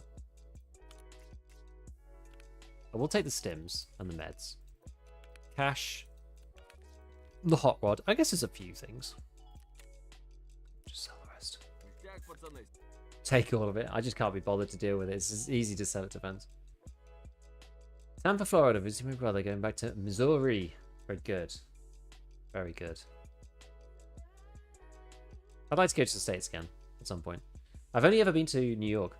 I've been to New York twice, but I've only ever been to New York. Leaving on defense. Oh, I waste too much time already in the inventory. Never mind selling all the MBSSs and stuff. I have a friend who lives around kind of Maryland kind of way. I'd love to go and see it at some point. It's just, it's kind of hard with the kids. It's difficult. It's expensive to fly with like everybody, and I feel a bit bad like going on my own. It'd be nice to go all together at some point, maybe when they're a bit older. Did you like New York? I did. I'm not sure if I'd want to live there, but I did enjoy it. It was fun. It was definitely good fun. Definitely good fun. But it was like, yeah, I'm just not sure it's somewhere. It wasn't really the pace that I would I would want to like live in the city. But it was good for a bit. To be fair, I feel like that about most places. I mean, I don't really like London that much either, to be honest with you. Worst city I've ever visited, I've been to London 3 times. I mean, I did live in London for a while. My internet's fallen out. We good? Since people already thought you lived in Florida, can you imagine yourself living in Florida? I don't really have a great conception of what Florida is like, if I'm honest. I'm honestly not really sure, like what it's like. Missouri's a great place to live, being in the middle. Easy to travel anywhere. Oh, that sounds pretty good. Middle's usually good, in general. Now, the one city that I visited that I thought, like, man, I could actually, like, rather than just, like, you know, going to a place is fun. You can turn up somewhere and, like, be there for a week or whatever. The only city that I've ever been to and thought, like, man, I could, like, actually live here was Berlin. Oddly enough. Don't know what it was about it, but it was just... This is a while ago, though. I hear things have changed a bit. It's not quite as good as it was. I mean, it's still decent, but... I know. I loved it. I thought Berlin was so cool. Really liked it. Really liked it.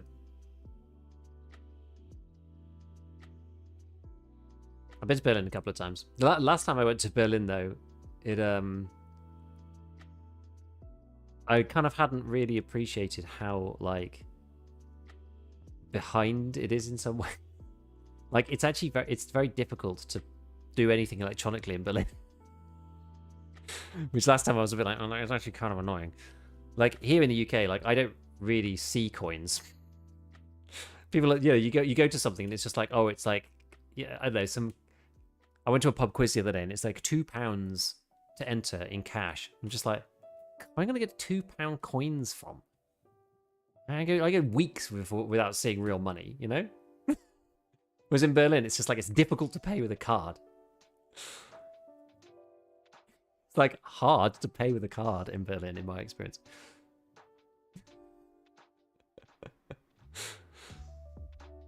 Yeah, I've been journeying. I think it's the worst city here. That's funny. Nah, I liked it. I thought it was cool. Again, it's like, the thing is, you don't know until you actually try and live in a place, right? You don't really know. You never really know. Like, to be fair, London is fine. London is fine. There's nothing like wrong with London, really. It's quite nice in some ways. I think for the sort of the problem for me, I didn't really think it was a good place to like raise a family. I think it's a decent place to be like when you're in your 20s and you're working or whatever. Like, it's quite fun in that respect. But if you're like trying to start a family and stuff, I don't think it's, for me at least, it's not the place to be. There's also, you have to make a lot of compromises.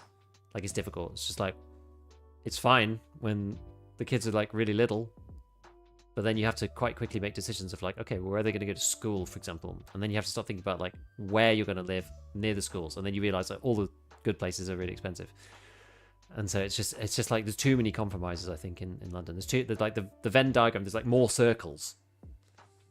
As a tourist, yeah, it's fun as a tourist. And one of the only things is that, like, it pretty much is like, it's very like, I don't know, I find London, I mean, thing is, this is probably the same in most places, but it's like very like pay to play. Like, you can, it's hard to go and experience it properly without like paying for everything, but that's much the same world over.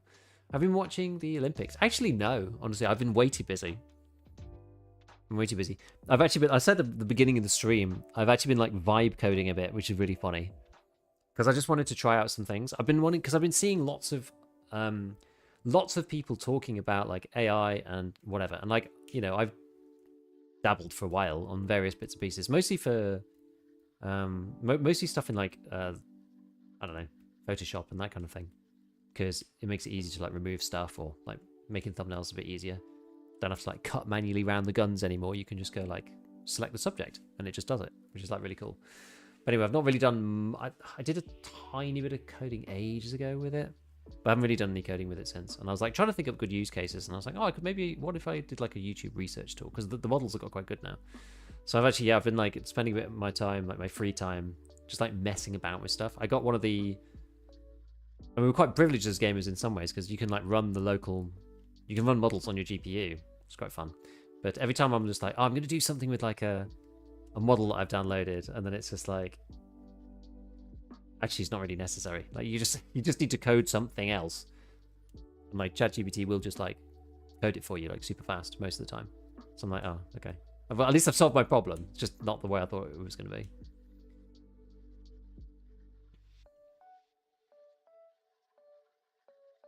London was my first big EU city I visited. Prague was second. Prague is cool. Prague is very cool. The nights would get a bit like stag do-y, but it's pretty cool. Yo Mojo. Have you seen about playsafeid before?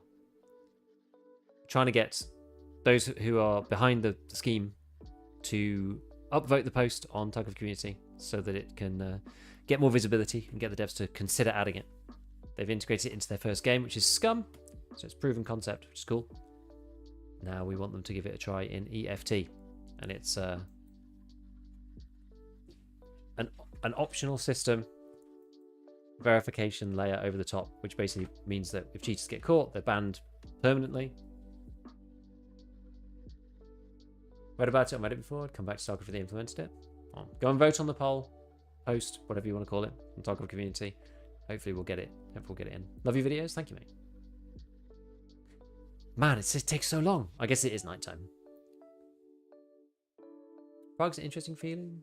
Same but different because he's in Europe. London was completely new grounds. Yeah, I guess London's like different, right?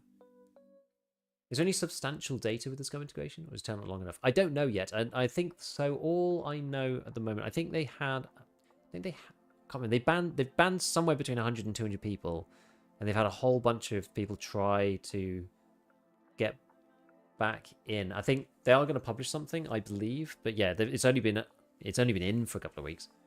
Are there any appeal processes? How do they handle false positives?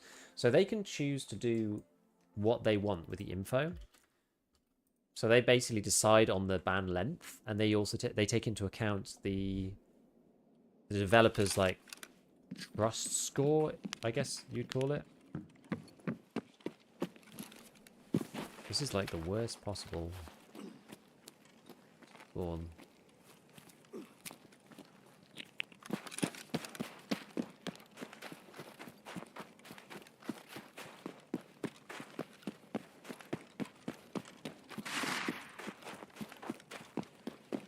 So yeah, so they consume the ban reason.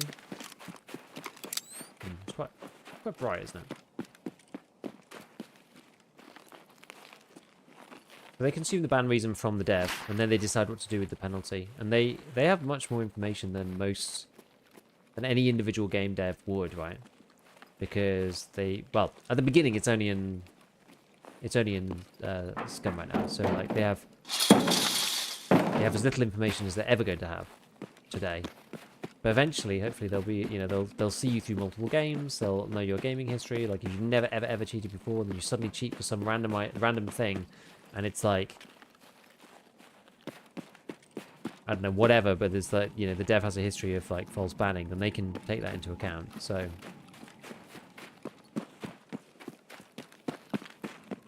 I'm pretty sure they have appeals. I don't actually 100% know how the appeals work. But, ooh, did you see that laser? Is that gluey, boys? It's like very...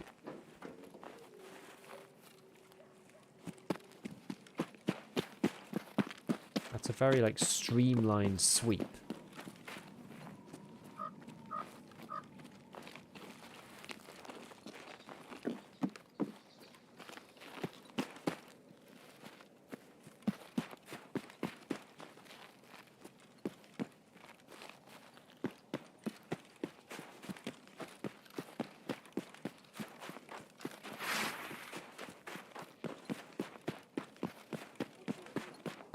I think it must be.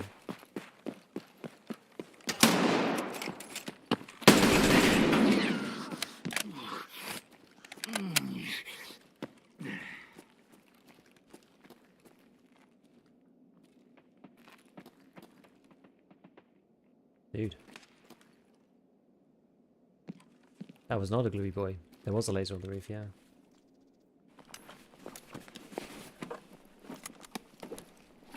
This is just a guy. Oh, he's marking.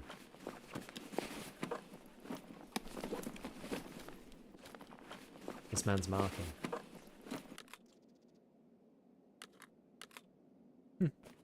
Funny.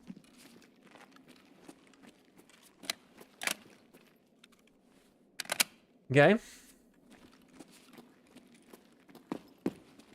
So yeah, glue hole's out there, I think. But yeah, we need to go and do this documents quest. I can't. Where do we do documents? They're all underground. They're in like various filing cabinets in the main area, which is what makes it a bit of a pain in the ass.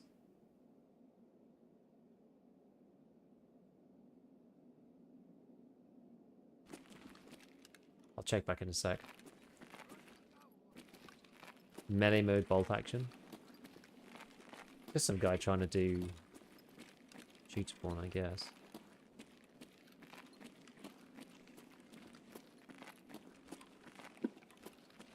Should we just reload? I'm just going to reload these mags for a second. Ah.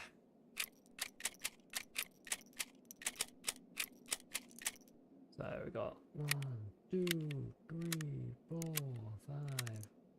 Why do you think people don't use the G36? Did a great test comparing it to other 5.6 guns, but the gun is still rare, even with 56-foot recoil.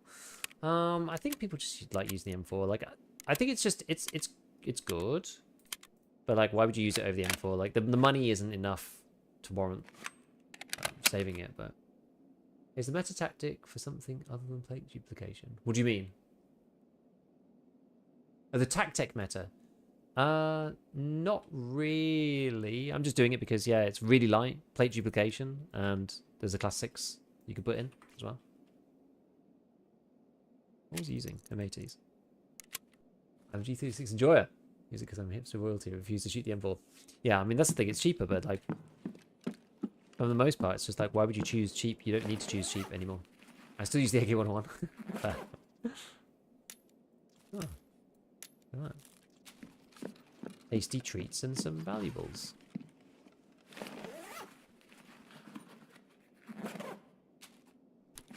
Ah, Rep Goer. One of my haters. Hey mate, what's going on, buddy? I'm still talking about play safe because it's gonna remove all the cheating scumbags out of this video game. Please. Hey Drift, thank you for the prime, matey.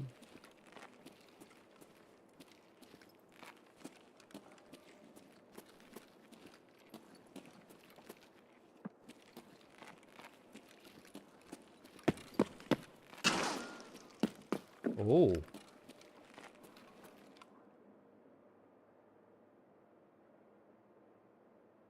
Oh.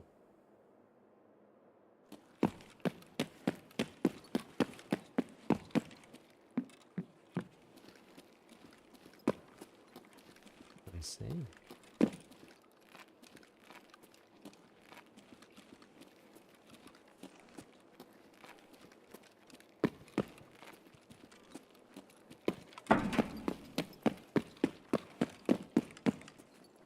Oh, I've run out of... No! Not the PK, not the PK. I think a medium barrel G36 was available on PC with 3. I think we played a lot more. I think there's just so many guns these days, you know? There's so many guns. What rig are you using? Tactec. And I got a class 6 in the front and a class 5 in the back. And you can duplicate class 5 plates just by making the thing, so. Turn this on. I don't know if I want to turn it on. I guess I need to for D2, but... What was I here for? Oh, documents. Yeah.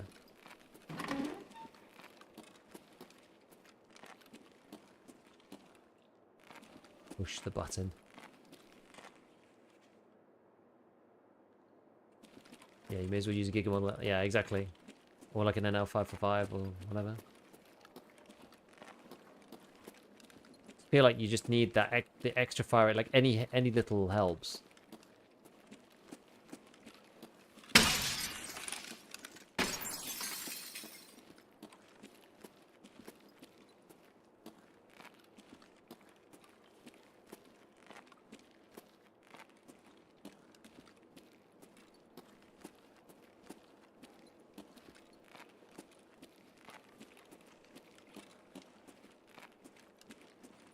some goober around somewhere.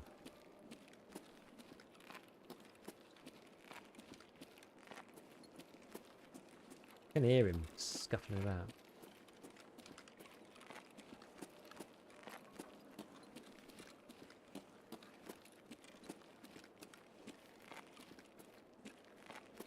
At least I think so.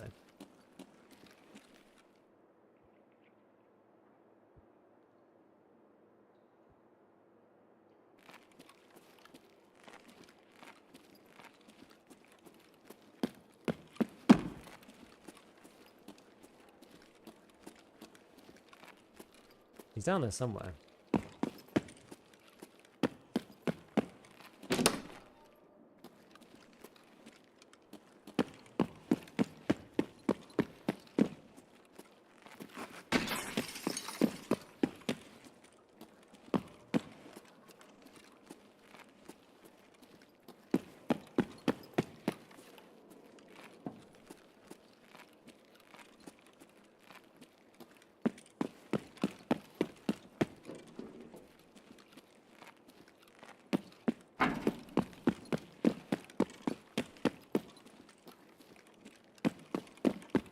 Now, I've got to try and think where these documents are going to be. Okay. So, one is... Oh, inside. Actually, are both of them like here? Both the others like here? Oh no, I'm looking at the wrong bit. One's like here.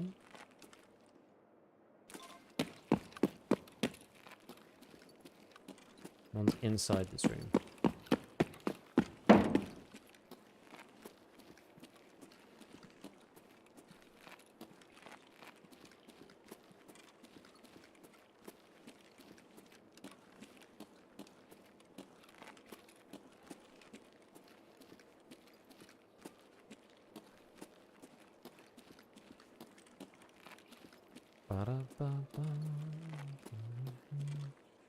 On there, and then there's one more.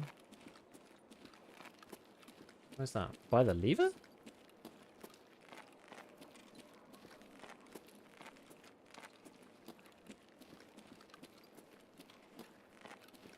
Am I looking at this correctly? Oh, sorry, no, it's this side.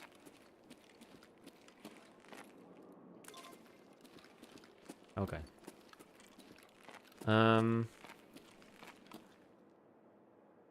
I kind of wanted to go into that other room. I'm not sure if it's worth it.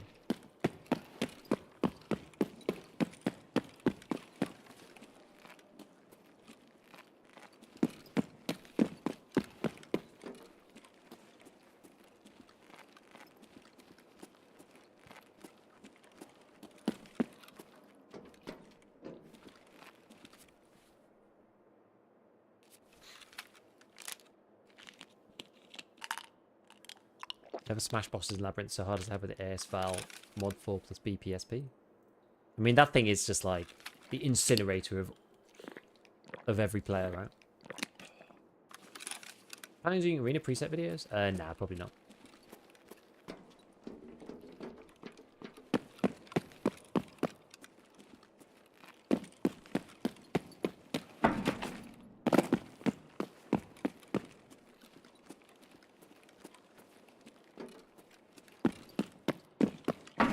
There's just not really enough interest in them, in general. There's a couple of people who are interested, but...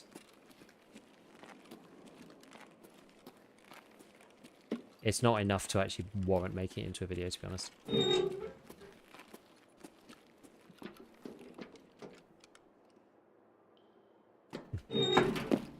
Oh, I heard somebody behind me there.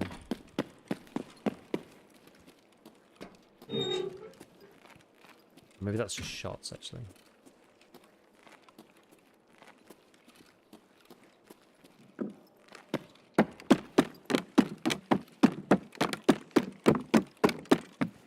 And bright.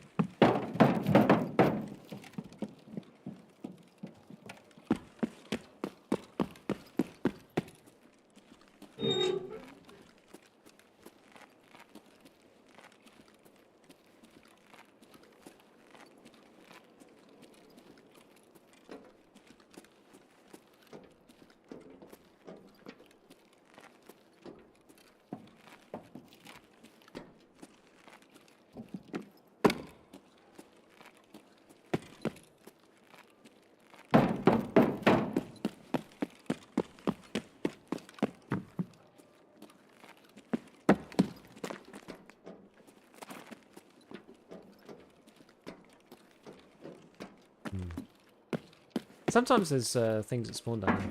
Like tech loot.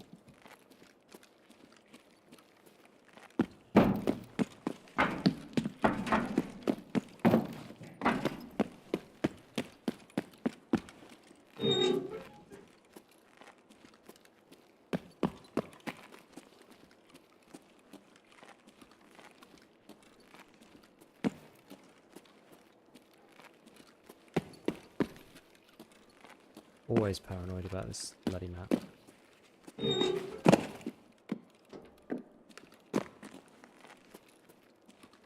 Good place to find PSU. Interchange. You just want to look inside PCs, honestly. Hit a million PCs. Streets is also a good place to find PCs.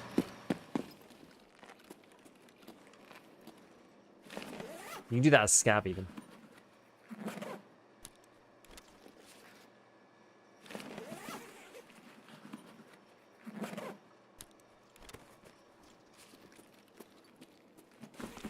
Ground Zero 2? Yeah, true. If you want to play that map. I'm not a big fan of Ground Zero, but leading me on streets? Yeah, it does take a bit of time to get into streets too. So.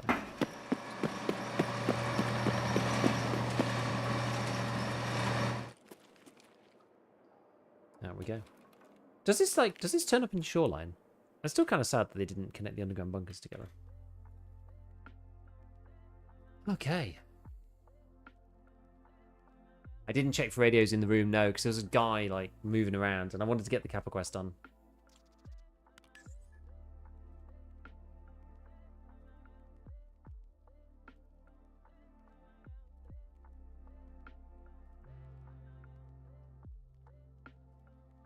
You guys are in mind to kill it. Or killer keeps sticking up on me. Yeah, it does happen. Does happen. Yeah, this guy got the surprise of his life. SVD'd from point blank. Funny. Well, we got 2 kills for the SVD. We weren't really doing PvP. We were just doing like fetch quest missions. But I don't mind that, you know. We just like casually get a few kills here and there while we're doing other stuff. That's fine. It's all right.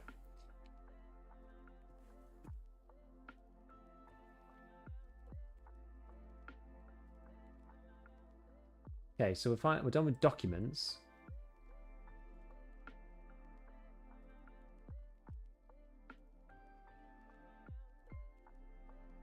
Guess that counted for insomnia too. Do you have to have max traders to craft the tactic? No, but you need to have living high is not a crime done. So you need, I think you need level 3 laboratory. Sorry, oh, it's Soet good. It's Soet good 4. You need Soet good 4 done.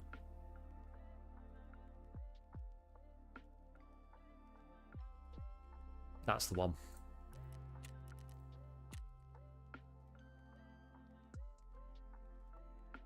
Do you think it is intentional that you have to kill Sriracha with the achievement to unlock the Usyk Predator? I probably? I don't know. Yeah, probably. Okay. That one can just be kind of annoying, so I don't kind of mind about that. Special comms. Don't think we need to do this though. Yeah, we're close to doing this one now. This insomnia one. We've got 5 kills left to do on this. It's not too many. Gold, please. Yo, DJ!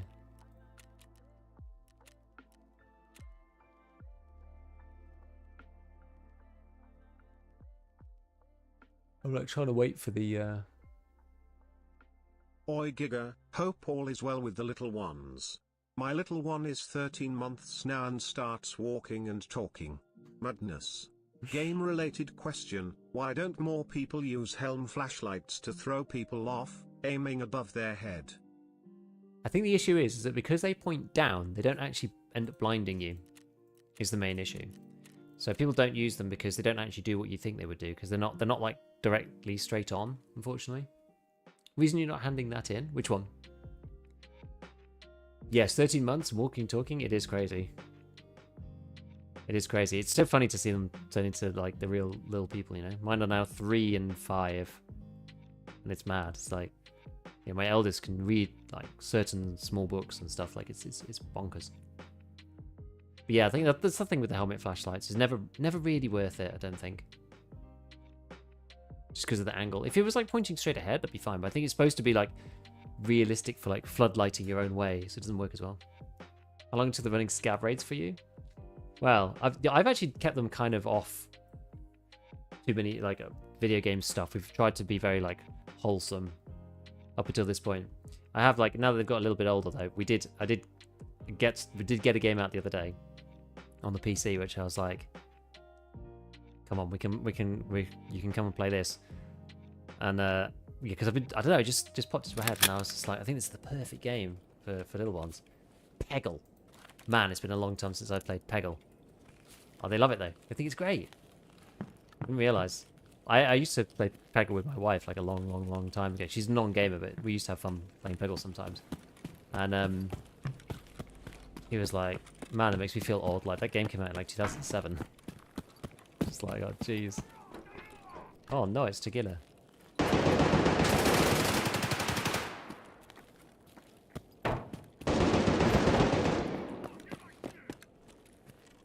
Who's he fighting?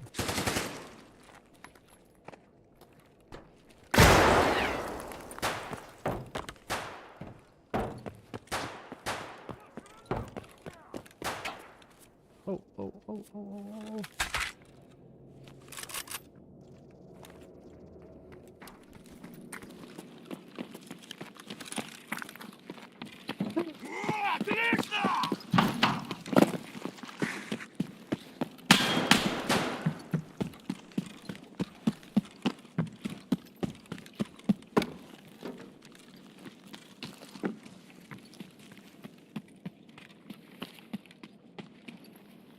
Ах ты ебать!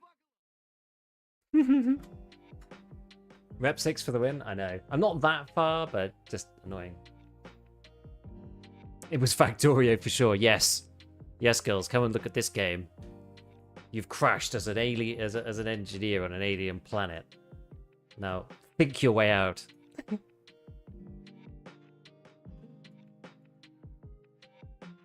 Oh, the costume, yeah. I'm trying to leave them open so I get them in the cult circle. I'm hoping that happens. Well, that was funny. I was going to try and kill somebody with this, but... Well, this guy had a bad time.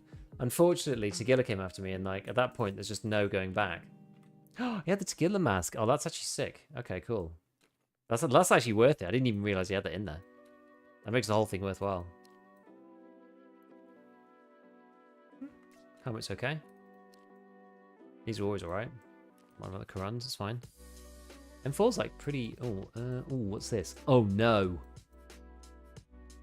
Oh, no. What is this? Do you not have 6 fence wrap now? Only thick? Yeah, we could just throw anything in anything, really. This is an abomination. If Tarkov was PvE only, would you still play it? Probably not. Not to the same extent.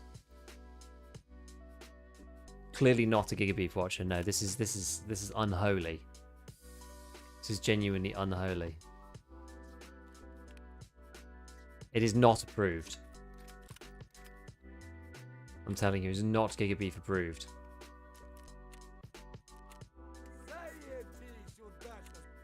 It will do. He made it from the parts they had. I don't know. They had like M905 or something. I don't know. I'm not sure. Listen, kids, no dinner until you have a fully automated and long-term sustainable iron industry. Exactly. That man had 2 bullets in his mag and all the other mags were empty. But I did take some of them out, but...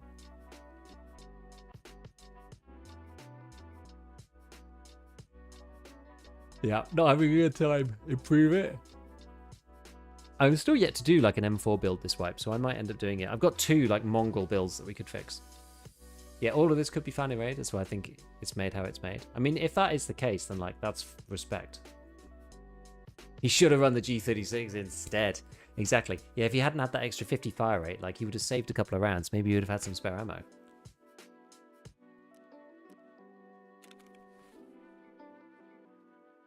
Exactly. I can save her. Yeah, I got two. I got this one. And then also this one. Battle of the builds. Which one's worse? Do you guys think? This one's got the durability disadvantage going for it. We've got better ergo. This one's got slightly better recoil. I mean, these two guys have really tried to make some properly shit builds.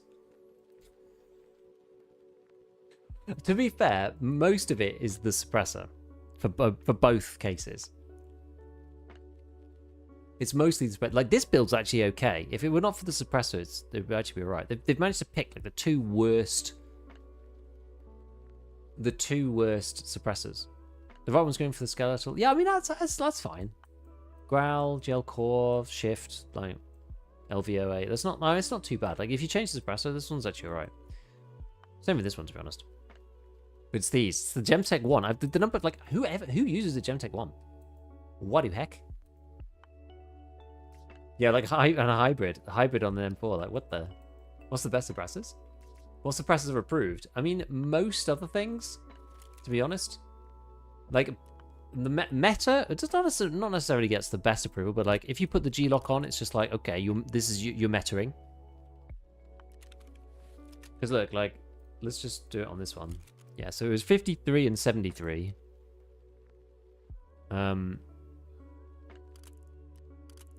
53 and 61. So it's pretty much just shaves this off. If you're going ergo, then SF3P mini monster's the next one. That's like uber ergo. It's actually better on vertical recoil than the other one as well, which is like crazy. But that gives you uber ergo. Then if you're doing like close to meta, ASR Seika is not bad. That's alright. If you're doing budget, then SF3P RC2 is alright. Or monster. Normal monster. One or the other. Doesn't really matter which. If you're going like a weight build, Thunderbeast is pretty good. If you are going like really cheap, then I guess you could go for the not this one. What's the muzzle that lets you attach the QDSS? What's that one called? One of these, right? That's it. That one. NT4. These aren't necessarily that cheap. These are normally like 20 something K. These are normally really cheap. Yeah, 28K. The Lantac Dragon and play loud. If you want to play loud. See, these are not very good for playing loud with, unfortunately.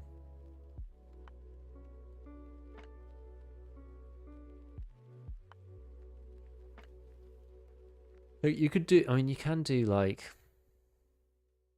what's that weird one from Gunsmith? Nobody ever runs this. CQB 556 CRD, Blast Mitigator, that's possible. What would be the earliest decent silencer? It's probably that one. It's probably this QDC NT4. It's probably this. You find these all over the place.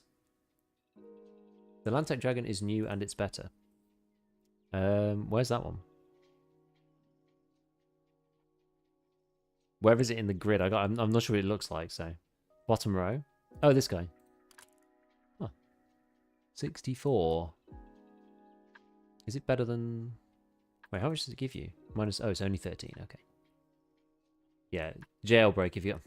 Yeah, if you're going loud, you normally have to go jailbreak. But that means that you then have to use this. You have to have this handguard. Because then you can put the jailbreak on, and then inside that you can put the bullet tech, which is otherwise known, as it rolls off the tongue, ST601256.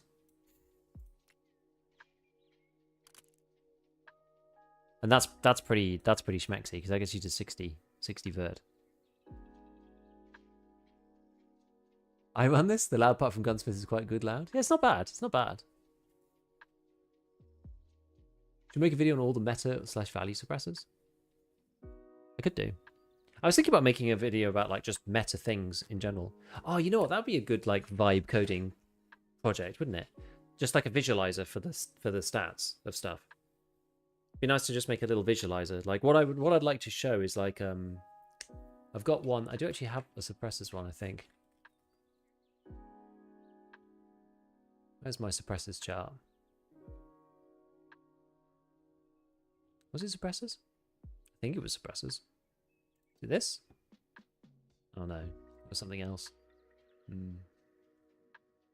Anyway, I can't find it. I can't find it. I don't know where to put it. But anyway, to have like an interactive little, because the thing is, like, as I was saying before, like, been playing around with some like vibe coding, AI coding stuff. What it's really good for is just like mocking up little prototypes of like UIs. It's like it makes the user interfaces like really quickly, really. So you can say like, hey, I have this info. Like give it a load of information. Just be like, build this like little UI so we can like look through the different meta stuff. Because what I want to show is like the meta like surface for certain things, you know.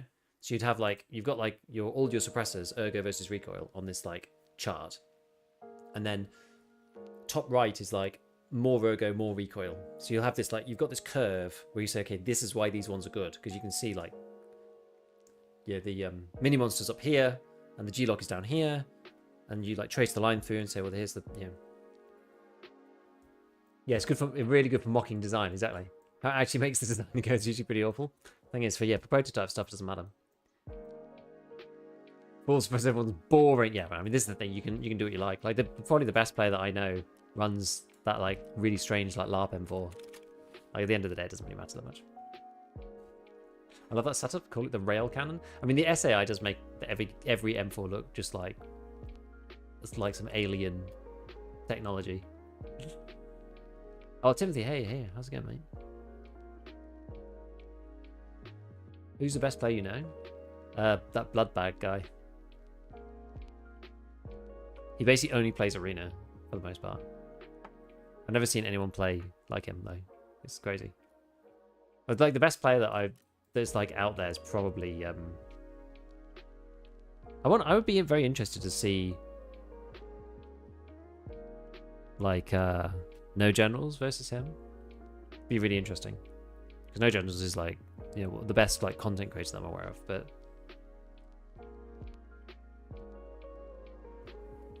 yeah, Bloodbag's like insane. He's insane. He just plays chop chop with the M4, like 500 games. It's like it's nuts. Yeah, Kakao is really good as well. I don't know Ali as much. I know Kakao's like insane. He's crazy.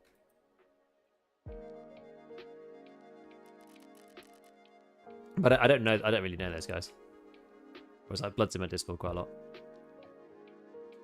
Right, okay, it's probably past my bedtime, my friends. So, thank you again, PlaySafe guys, for sponsoring today's stream. It's the last. I was just doing 2 for them.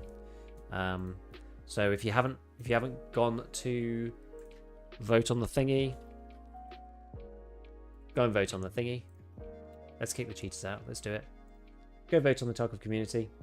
And yeah, we will be back. I don't know if I'm going to be back tomorrow because I'm actually going to be a bit busy. So I might not be back until Wednesday. I'll have to check. I will have to check. Right, let's see. Who is around this lovely time of the evening? How's the stream been fun? No problem. No problem.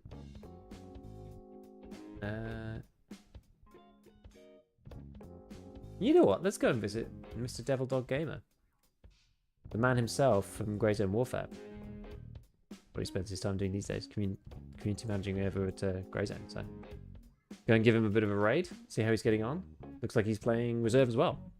In D2. So nice theme to continue on with.